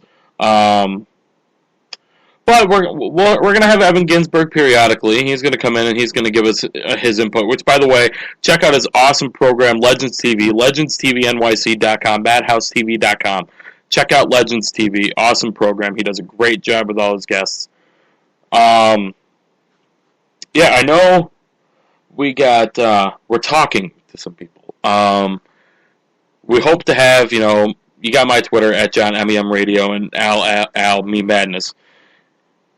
Loves his Twitter handle. I mean, if you guys listen to the show, whenever he plugs his Twitter handle, he gets really excited about that. But follow myself at John MEM Radio and at Al Me Madness. We'll put it there. And also for the most up-to-date information on what guests we're going to have, when we're going to have them, and just a bunch more, head over to facebook.com/maineventmadness. That's where we're going to announce it first about our upcoming guests. So you guys are definitely going to want to check that out. That's facebook.com/maineventmadness. And as soon as we get the details ironed out with people, with our upcoming guests, we'll announce it right there. But yeah. So I got a little off topic here, but as we say every week, that's what we do here on Main Event Madness. We speak our minds. Yeah, Matt Hancock, one of the head trainers of DDP Yoga. Awesome interview. He's a great guy. Check him out. I want to say it's mattddpyogahancock.com. I think that's what Al said his website was. But yeah, check him out. Follow him on Twitter at MattHancock09 on Twitter. Great guy, you know. Best of luck to him. DDP's got his performance center going. Matt's going to be down there. And you know, Matt's dream is, and you're going to hear this in this interview, is to own his own fitness center, so his name can be on the building, and he can do bigger workouts, bigger sessions, stuff like that. So you guys are really going to enjoy this. I want to say there's going to be I want to put a little bit of a discretion here. There is a little bit of foul language in this, a little bit. Some select words that'll be used a couple times. Nothing horrible. Nothing you guys, most of you haven't heard before or said before. So this is my warning for you guys. Listener discretion is advised. And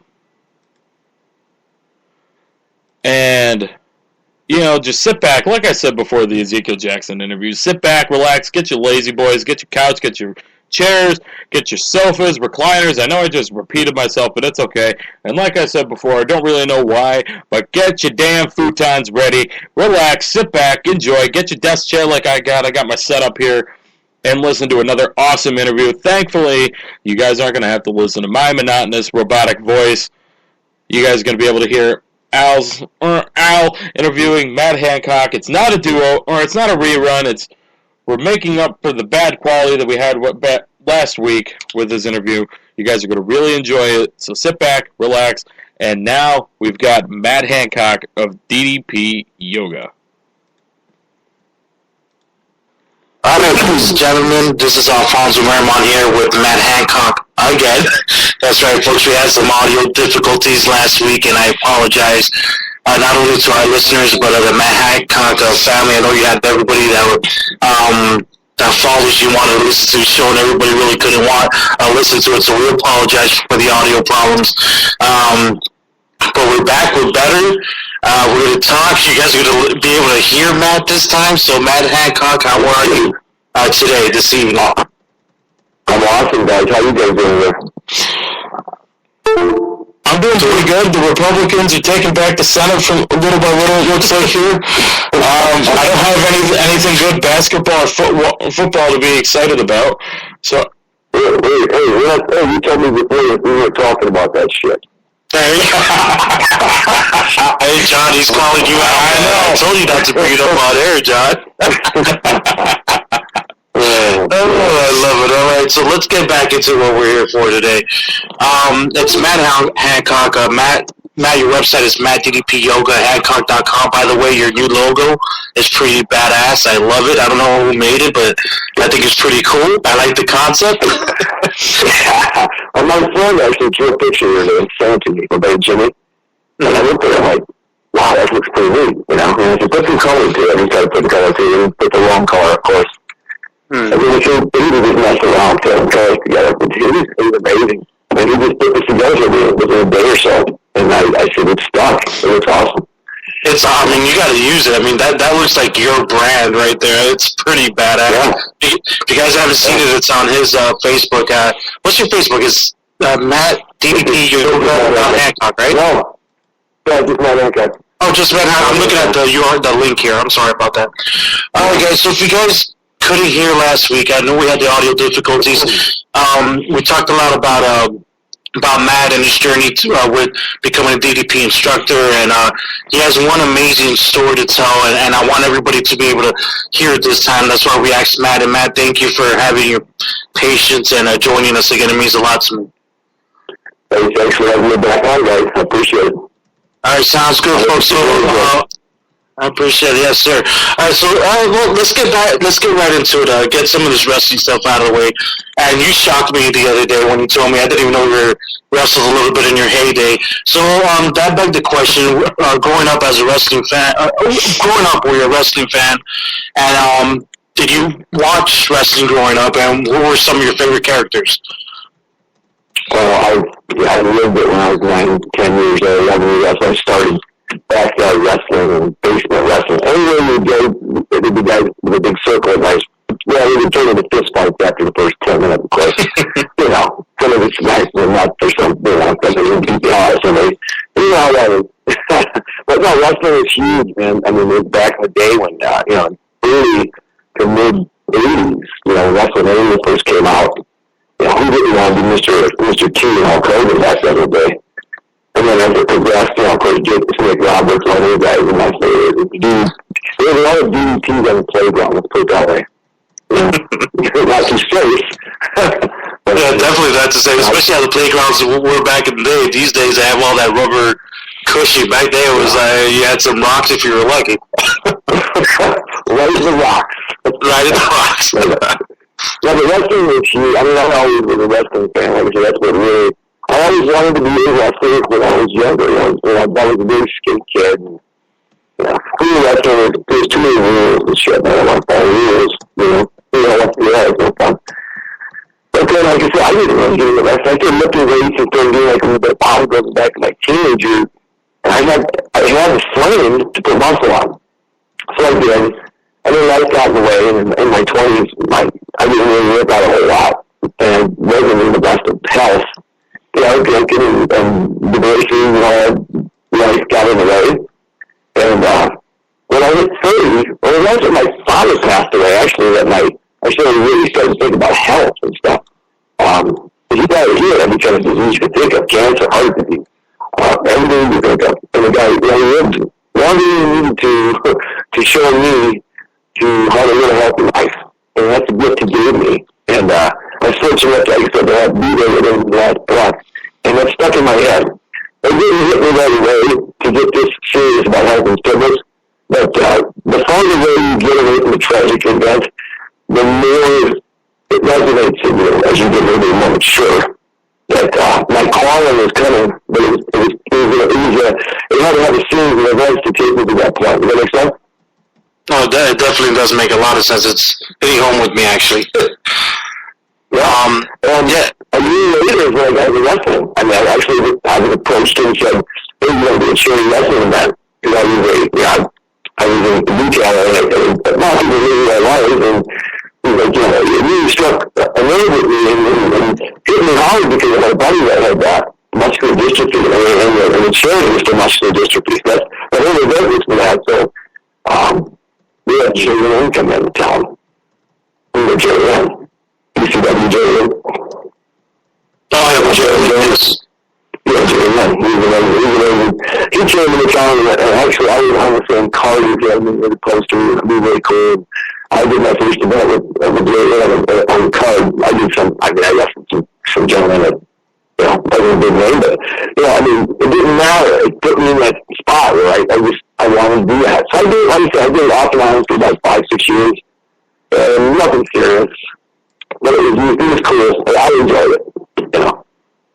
That's crazy. I mean, it was one of those stories you told me last week, and I was shocked. I had no idea, it's very interesting, and somehow it led to what you're doing today. I mean, your journey in life, you know, obviously leads you to where you are today and into the future. But you know, you eventually met up with DDP, and you know, before we talking about DDP yoga and stuff like that, is yoga something you thought you would be doing as a career? I mean, and I understand not to call what you do yoga, because DDP will kick my ass for saying that. I know that. If we're talking about DDP yoga, it's a totally different ballgame, and I respect the fact that he calls people out, because that's his brand, and it means something to him, and it's a great product that he's had. So, but growing up, did you ever see yourself being a DDP yoga master, or actually doing yoga yourself?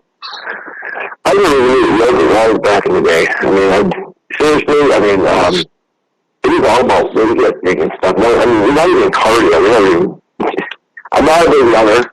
You know, I got treadmills and shit on, but I never really liked that. I was looking very, so I always wanted to have that good cardio, and I never wanted to put the effort into that.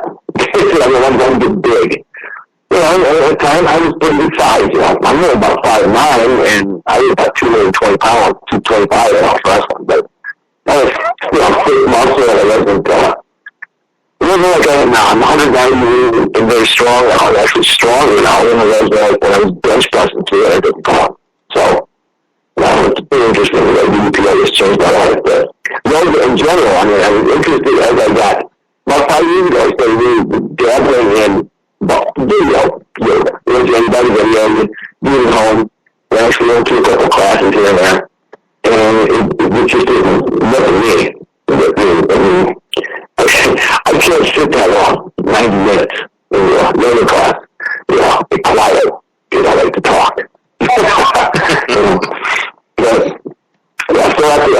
I was actually said last week, I was interested to the point where I started doing it, I started feeling really good, and my body needed it. And I stopped lifting weight, I started losing some weight, I started getting fitter, and I changed my diet, and I was like heading down the direction of becoming, I wanted to be a yogi then, because I loved the way I felt. But then I started getting to the point where I was getting weaker, and I'm like, man, I want to get back, and I'm getting muscle again. I'm getting lean, and actually I have nothing against yoga, obviously. This whole yoga thing came about because of yoga. But I needed something more for strength, too. I mean, don't get me wrong, I know you argue with me all day long about they'll have total strength on. But I needed something more kick-ass. I needed something more for me. So for the dudes that would beat up, and lifting weights and wrestling and all that kind of stuff, and beat my body all these years. And all of a sudden, I'm like I said, I was a brilliant video. Like everybody else did, the other brilliant people. I'm like, what the hell? I gotta watch it like 6-7 times. And the first 5 times I cried. It was so touching. I'll never forget that because I'm like counter locked in. I'm just watching on my laptop. And I see the videos with the ultrasound, like, that was painful. It was different, But it looked good. I mean, we didn't have that.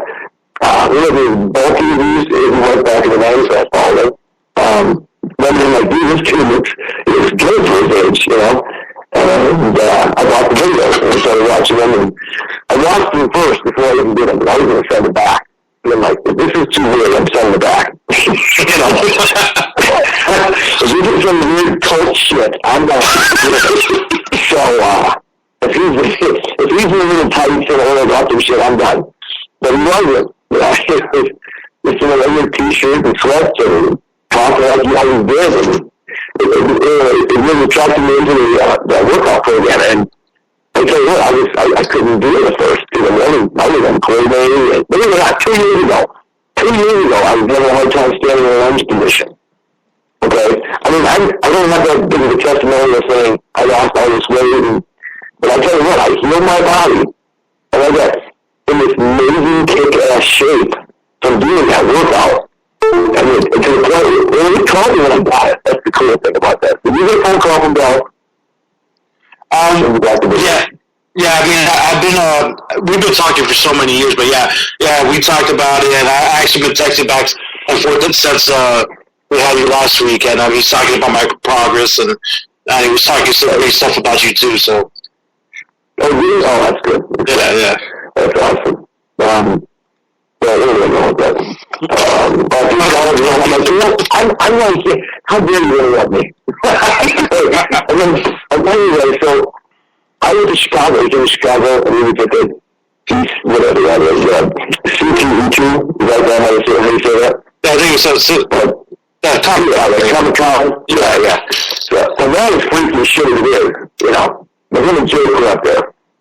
And I was already in communication with him back and forth to the internet. And, we got page and everything else into yoga. And in the room when I got there, it was Matt Hancock. It was really cool. And then we did it awesome. And my wife and I were talking to him, and I knew something was special. He knew I had something. And that's what he told me when we did that workshop in August. And I just said, hey, you did a workout over that night. There were like 90 people in the room, and like 60 people actually at the floor and did the workout, and that gentleman did it. And I was like, man, this is pretty damn cool. To actually do it. To watch a video is one thing, but to actually be in the presence of the guy who created it, doing a kick-ass 20-minute workout I mean, 20 minutes of being paid is a workout and a half anyway. And they were pretty inspiring. Like, I was leaving the building, I'm thinking, we're done. Got my picture taken, let's go. And like I said last week, I told you the lightning struck me. Quinn, get your ass back in there and talk to him. And she, well, I said to me, I have to go talk to him again. Something just told me. She said, okay, she's pretty going. So she's like, well, let's go back in. So I go, I'm going to cut my show. And he spun me around, took a picture with me, which was really cool. And he's like, what's up, bro? I said, hey, I really want to teach this shit. I said to him exact words, of course. And he looked at me and goes, I'm not lying, this is exactly what I said to him. And he looked at me and goes, I'm telling you how it's happening, we're working on this process right now, and I'll let you know when it comes out. And, like Jimmy moved out, we're putting it together. And, last August 1st is when it came out. And they contacted everybody and put it out online. And, I wasn't the first one to purchase it, but I told Lady Doc when we started talking at Dallas that I was going to be the first. I want to be the first. Because when you're the first in something, it's really cool. Mm-hmm. And that's why I really wanted to bring it to my area where I live, where they really needed that. I wanted to say that need, and that's what we did here. And I was the first number one certified instructor. I said I was going to do it in 3 months.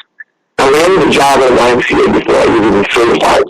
And they let me to get certified, which is really awesome. And then I actually started getting paid in October. But really in October, I had to be done because I needed to be certified so that I should teach the classes to bigger groups, And I did. I did that, and I was the first one, and I was really proud of that. That was pretty cool. And like I said, from there I was teaching, at this place like that, they look at something that's brand new. I think you should too. You're a flash in a pan. You're just like anything else. I'm not going to name the others. That's just like a program that you want to talk about. Mm-hmm. Shit that lasts like 6 months and it's gone.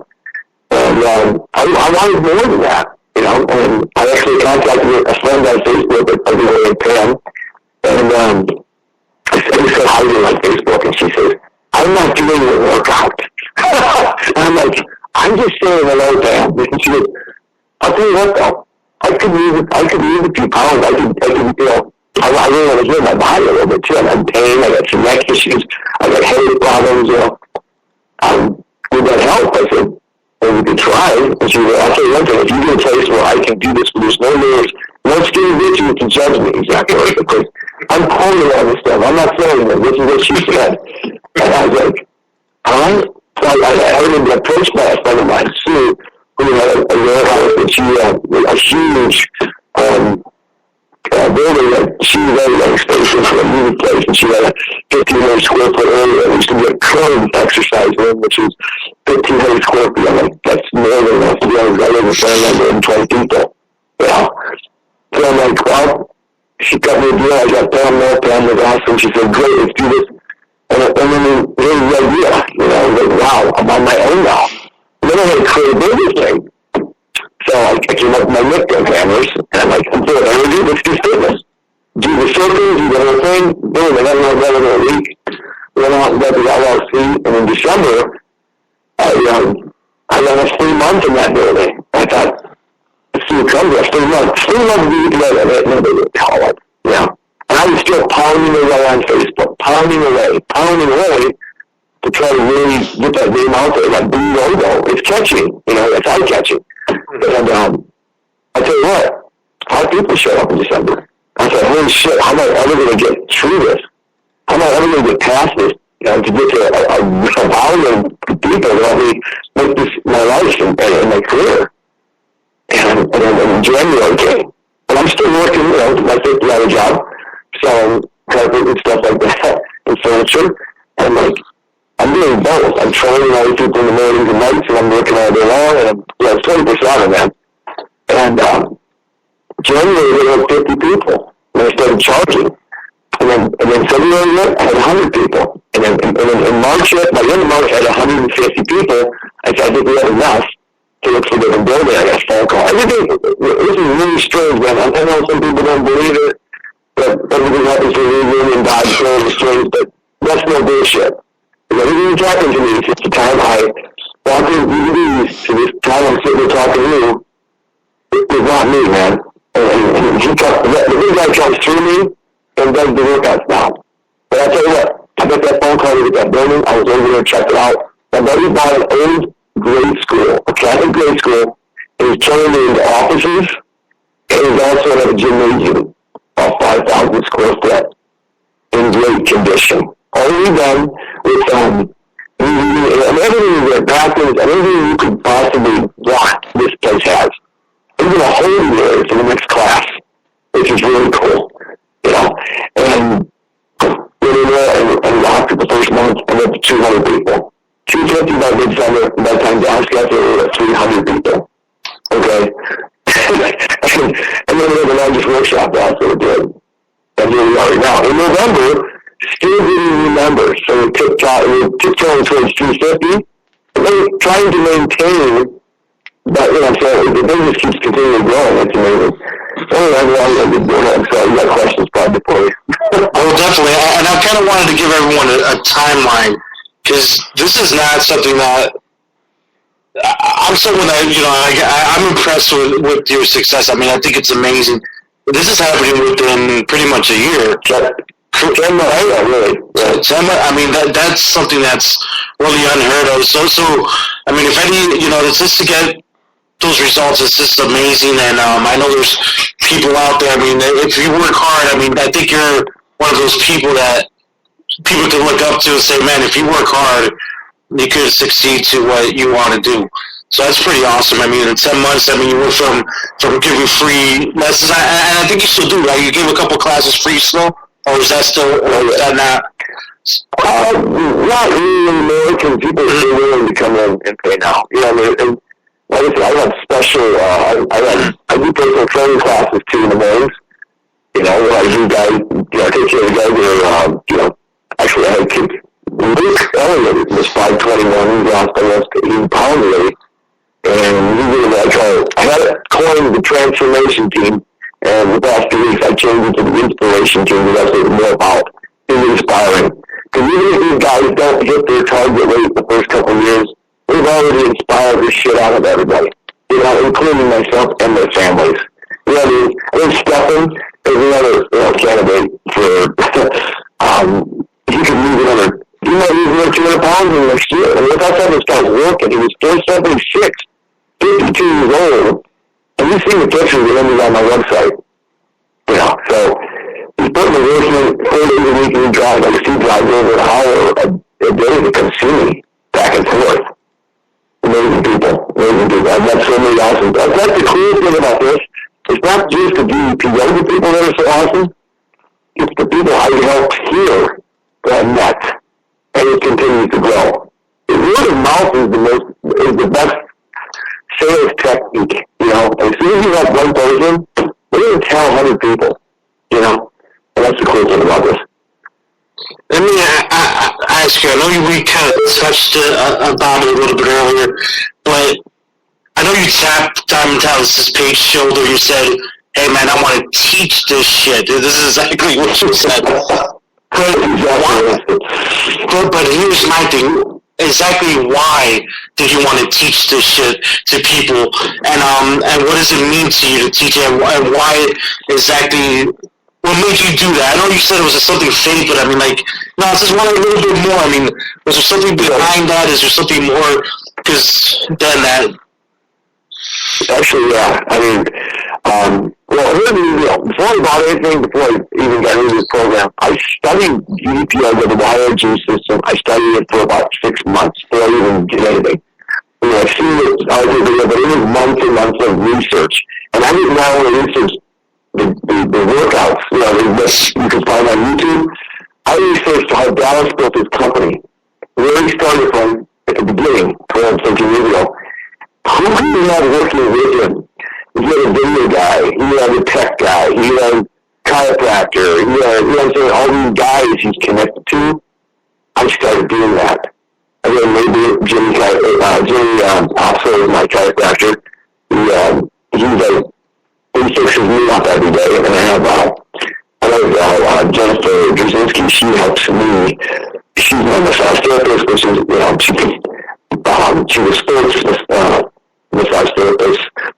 Just to help me out. So everybody's in this. You got to build a team. think about this. You got to build people who are going to take care of you and keep you running, so you can keep your business running. Because if you don't have these people all in place, my video guy Jeff Goodrich, he takes care of me. He's the one that made the videos that I just we're going to talk about a little bit here. We won't bring that up yet.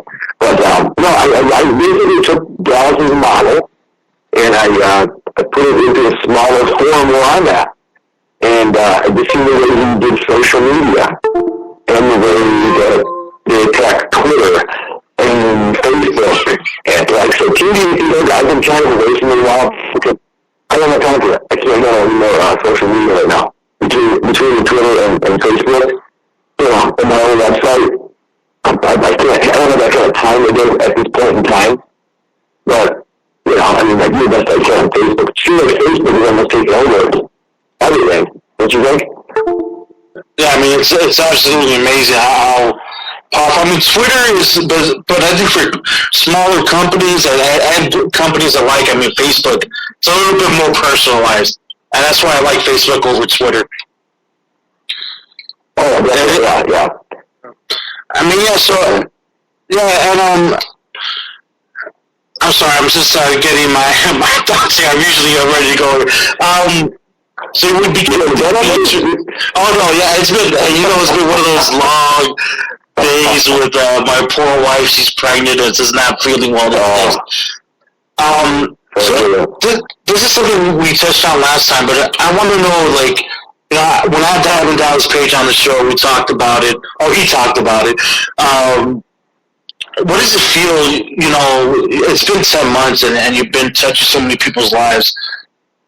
How does it feel, going through these people's lives and helping them and through their journeys to get fit? And how does it feel for you to almost, I feel like someone like you and DDP and people that have this as a gift, and it's almost a power, and it's also be able to help other people. How does it feel that you're helping others with their daily lives and getting fit, and what does it mean to you? It's an incredible feeling, because if I don't wake up in the morning and have someone to help, I feel like I am not I'm not living. It's to the point where helping people has become an addiction. And I really asked my wife, she was like, "What's the matter?" I'm like, it's a quiet day. Like, if I don't get somebody help, that needs help, or at least someone who says thanks for that, it fuels your fire every day to have to help somebody or to want to help somebody. Maybe that's family, or it's somebody in India. And that's how far out I have people for friends because of this. But it's passion, man. It's also passion. You don't have passion, you'll never do this business. You don't have passion. And you got to be a lot of places to work your ass off. I'm not talking work 8 hours, blah, blah, blah, teach a class here and there. Now, you got to learn to work your ass off and teach multiple classes without having to kill your body. There's things I teach 7, 8 classes, but you got to learn to pull back and teach. And the teaching part is what I'm really starting to get better at, because that's when you really learn the workout, when you really break it down. And that's the part I'm actually at a level in my mind, but that's the best part of the workout for me, is teaching people and not doing the workout. Okay? No, yeah, it definitely does make sense. I mean, I feel that there would be two different things, because doing the workout by yourself and teaching has got to be two major different things, two different monsters, I think. Because you got to know, I would imagine you need to know your craft and then some, so you can help people. You got to have the keen eye to look at and say, hey, you're doing this wrong. Don't hurt yourself. This is how you got to do it. And to have a bunch of students in that classroom has got to be a tough job to kind of keep tabs on everyone. And that being said, and that being said, Matt, are you the only one doing your classes, or do you have assistance from anybody helping you out? I was just curious to know where you're at with that. Are you doing everything 100% by yourself? Are you going to be bringing somebody in to help you teach your classes? Eventually, that's the plan. Eventually, as we grow. Right now, I have what I call coaches, which runs my wife, who's a physical therapist. She kind of helps with a lot of stuff. She knows the workout like I do. and show how the, in the beginner class. I mean, when I go to classes, it's, you don't need that, but in a beginner class, which I run nights and afternoons sometimes, and then I'm on the weekend on Saturdays, and those classes are anywhere from, 40 to 80 people in a beginner class. So I'll have a couple other guys. I have Kim and Roz, a couple of my transformation girls who've been with me for a long time. Those girls will break up and take a section and just check forms for me. So I was going to have a form checker or someone that will go around and show what dynamic resistance is, because you can't go on a workout if you have to stop and walk around the whole room. You'll never get it done. So you gotta have eyeballs on the inside, which I do, and that's how I do it. So. And Matt, I know you've been with DDP a lot, and I saw a lot of the pictures of you guys in Mexico, and I wanted to bring light. I mean, a lot of people are still learning the DDP yoga system and program. Can you shine light on what that means to go out there in Mexico and do the program? I know there's a lot of drinking and partying involved, but to try to find the business side of things, how has that experience been? That was amazing. That was my first trip this year. I think we're going to go next year. We're going to go in July again, and my wife, she really wants to take a vacation, so we may take a few workouts off. We did at least 1 to 2 workouts per day, and I think you can step it up to 3, I think, this next trip. And a lot of the trainers, we all have to do our workouts, and I think I'll kick back a couple of days or 1 or 2 days so we can actually go out to do something. It's beautiful around me, the food's amazing, the weather is, people think it's so hot down there. It is 89, 90 degrees every day. It was absolutely perfect. I mean, you gotta go there to experience everything one time. Even in the cheapest spot there is still better than most. I mean, when it comes to this cleanliness and everything, the rooms are great, you got real food, you love it, man. And what part of Mexico were you guys at this year when you guys went? I've been to Cozumel. That's probably the only place because of cruise ships. I've been to Cozumel, Mexico. And it's a beautiful place to go. I mean, the ocean in there is absolutely amazing. Before we're almost wrapping things up, but you sent me a video, and I know you got a little friendly competition going with DDP, and I told everybody it's going to end up at WrestleMania. Who knows? With your elite background, I don't know who's going to win, but it's just saying. It looks like right now you got a little bit of upper hand there. DDP, you took the superhero push-up challenge, and you took it to an extremely next level. How was that? I mean, was it 100 of them? Yeah. Jesus. I think there's a few spots there where I might have used my elbow even for them, but but fuck, you know what? How many wrestling matches to Dallas where maybe cheated? There you go. I'm cheating. I mean, I actually talked today, and, congratulate me. It's a good job, it's still hard to tell to do that many like that. And for me and him being 58 years old to do what he did, that guy is amazing. I mean, he's my inspiration. And I really actually used his thought process when I was doing it. I did not put a limit on it. Usually I'm going to beat this by 1 or 2, I said, bullshit. By the time I hit 60, I'm like, I'm going to keep going. 80. And I'm like, screw it, 100 up the road, which is good. And like I said, you get to that point, you almost don't know what your form is. Because you don't give a shit. You're trying to run that as fast as you can, It's when you can steal it, and that's how you feel when you're doing those, because your mind automatically takes off. You don't even know where you're at. Dallas is saying in the video, you need to lose track of where you're at. You lose your count, you don't know where you're at. So I have my buddy counting for me. So, like I said, I did the best I could, and I hope it inspired some people. So when Dallas called you today, did he say he was going to try to beat you? He didn't say anything like that, so I don't know. He told me that it was really cool that we kind of put that list together and kind of challenged me. I accepted the challenge thing. It was really cool. And then, it inspired somebody that's what he did it for. And that was the coolest thing. And then he said, rest a couple of weeks, come back and see how many you do, and try to keep your feelings off the ground. And I'm not afraid to say it, he knows. But yeah, I know I did a lot though. I mean, that was shit right there. I don't care if you did 80 or 100, that's a lot. If you never think of it super efficient, you freaking know they're hard. You never know what that was, so you might come out in 2 months and you'll have a video of 200 Superman pushes. You never know, right? I'll tell you what, I haven't done them since about 8 months ago. When I started in 51. Just to be able to do even 10 more would be awesome.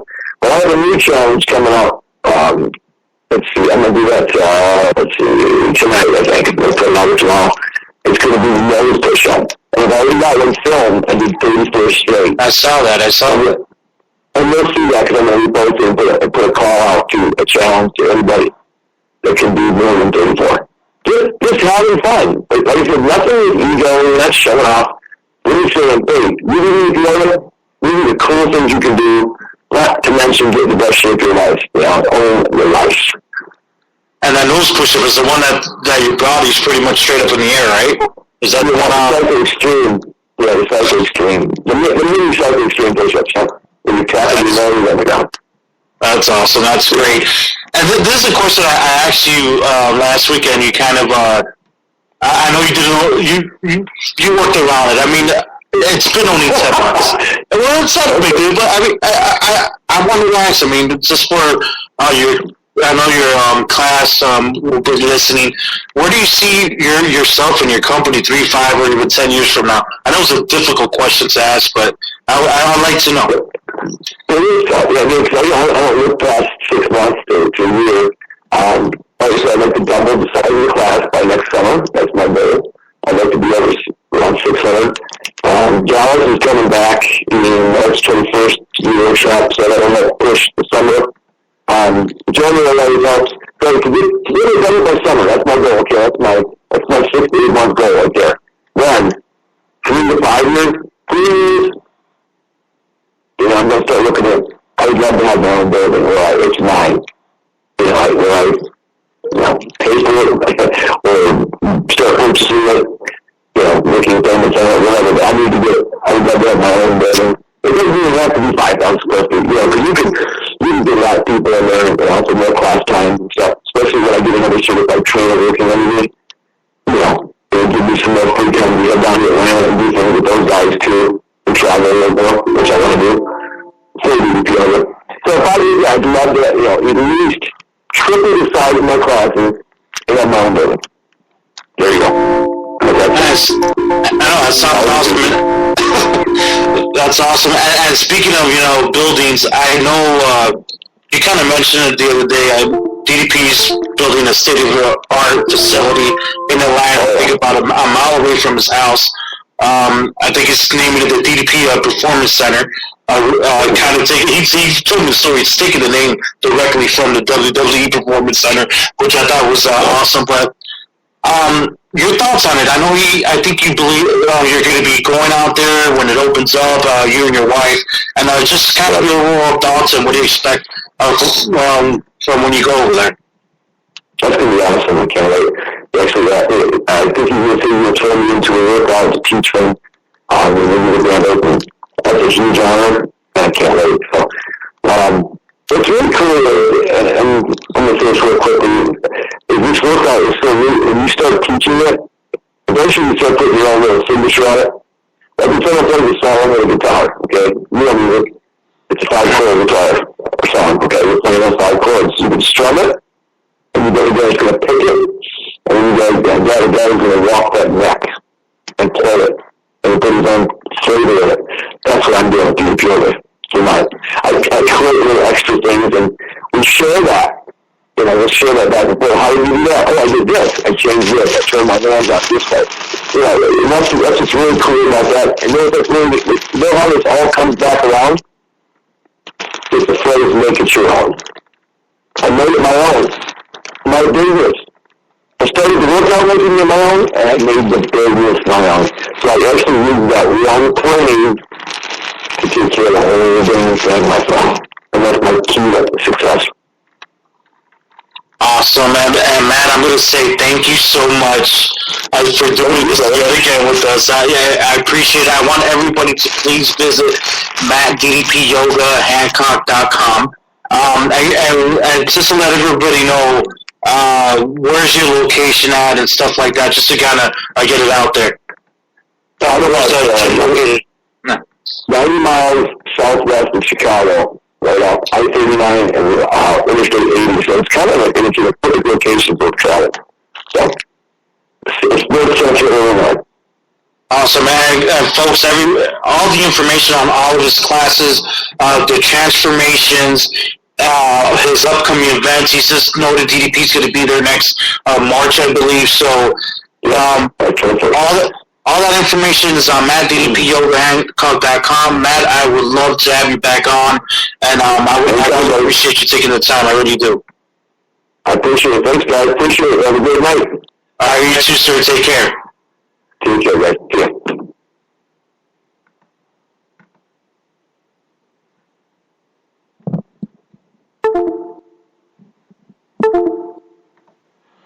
Alright guys, that was Matt Hancock of DDP Yoga. We hope you guys were able to enjoy some of the interview there. We apologize. The audio, I guess, was a little bit worse than what we thought it was. Al, are you with me?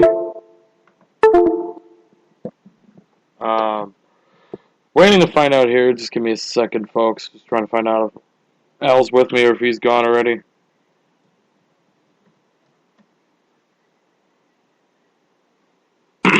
And it looks like he's gone. I apologize, guys, about any audio issues or anything that we had with this interview. I was able to hear it all right. I was able to enjoy the interview. We hope you guys were able to enjoy the interviews that we had today, both with Ezekiel Jackson, or Big Rick as he's now known in Lucha Underground, and Matt Hancock of DDP Yoga. We hope to have back on sometime and hopefully have these audio issues sorted out. We'll be back next week. Like I said before the Matt Hancock interview, excuse me, go to facebook.com/maineventmadness and like our Facebook page. That's going to be where we announce our next interviews first. And if we have an interview lined up for next week's show, we'll announce it there by this weekend. Follow myself, John MEM Radio on Twitter. Follow Al at AlMeMadness on Twitter. Like I said, Facebook.com/MainEventMadness. MainEventMadness.com, the official website of this very program. Sorry, trying to get this all sorted out here. iHeartRadio.com, search Main Event Madness. Stitcher.com, search Main Event Madness. TuneIn.com, just look up Main Event Madness. We're on TuneIn Radio, iHeartRadio, Stitcher, Spreaker, MainEventMadness.com, Wrestling-News.net, WrestlingNewsReport.com. A plethora of platforms for you guys to be able to find us. We'll be back, God willing, next week. We hope you guys have a great rest of your Wednesday, great rest of your week, and enjoy the football games, basketball games this weekend. Stay safe out there. Like I said, God willing, we'll be back here next week. Take it easy, everybody, and have a great one. Goodbye. Thank you so much for joining us. Miss a part or all of today's show? No problem. Head over to MainEventMadness.com where you'll find today's show as well as every show in our history. So once again, for all of us here at Main Event Madness, I'm John Curry. Have a great rest of your day, and we'll see you back here next time. Have a good one, everybody. So long.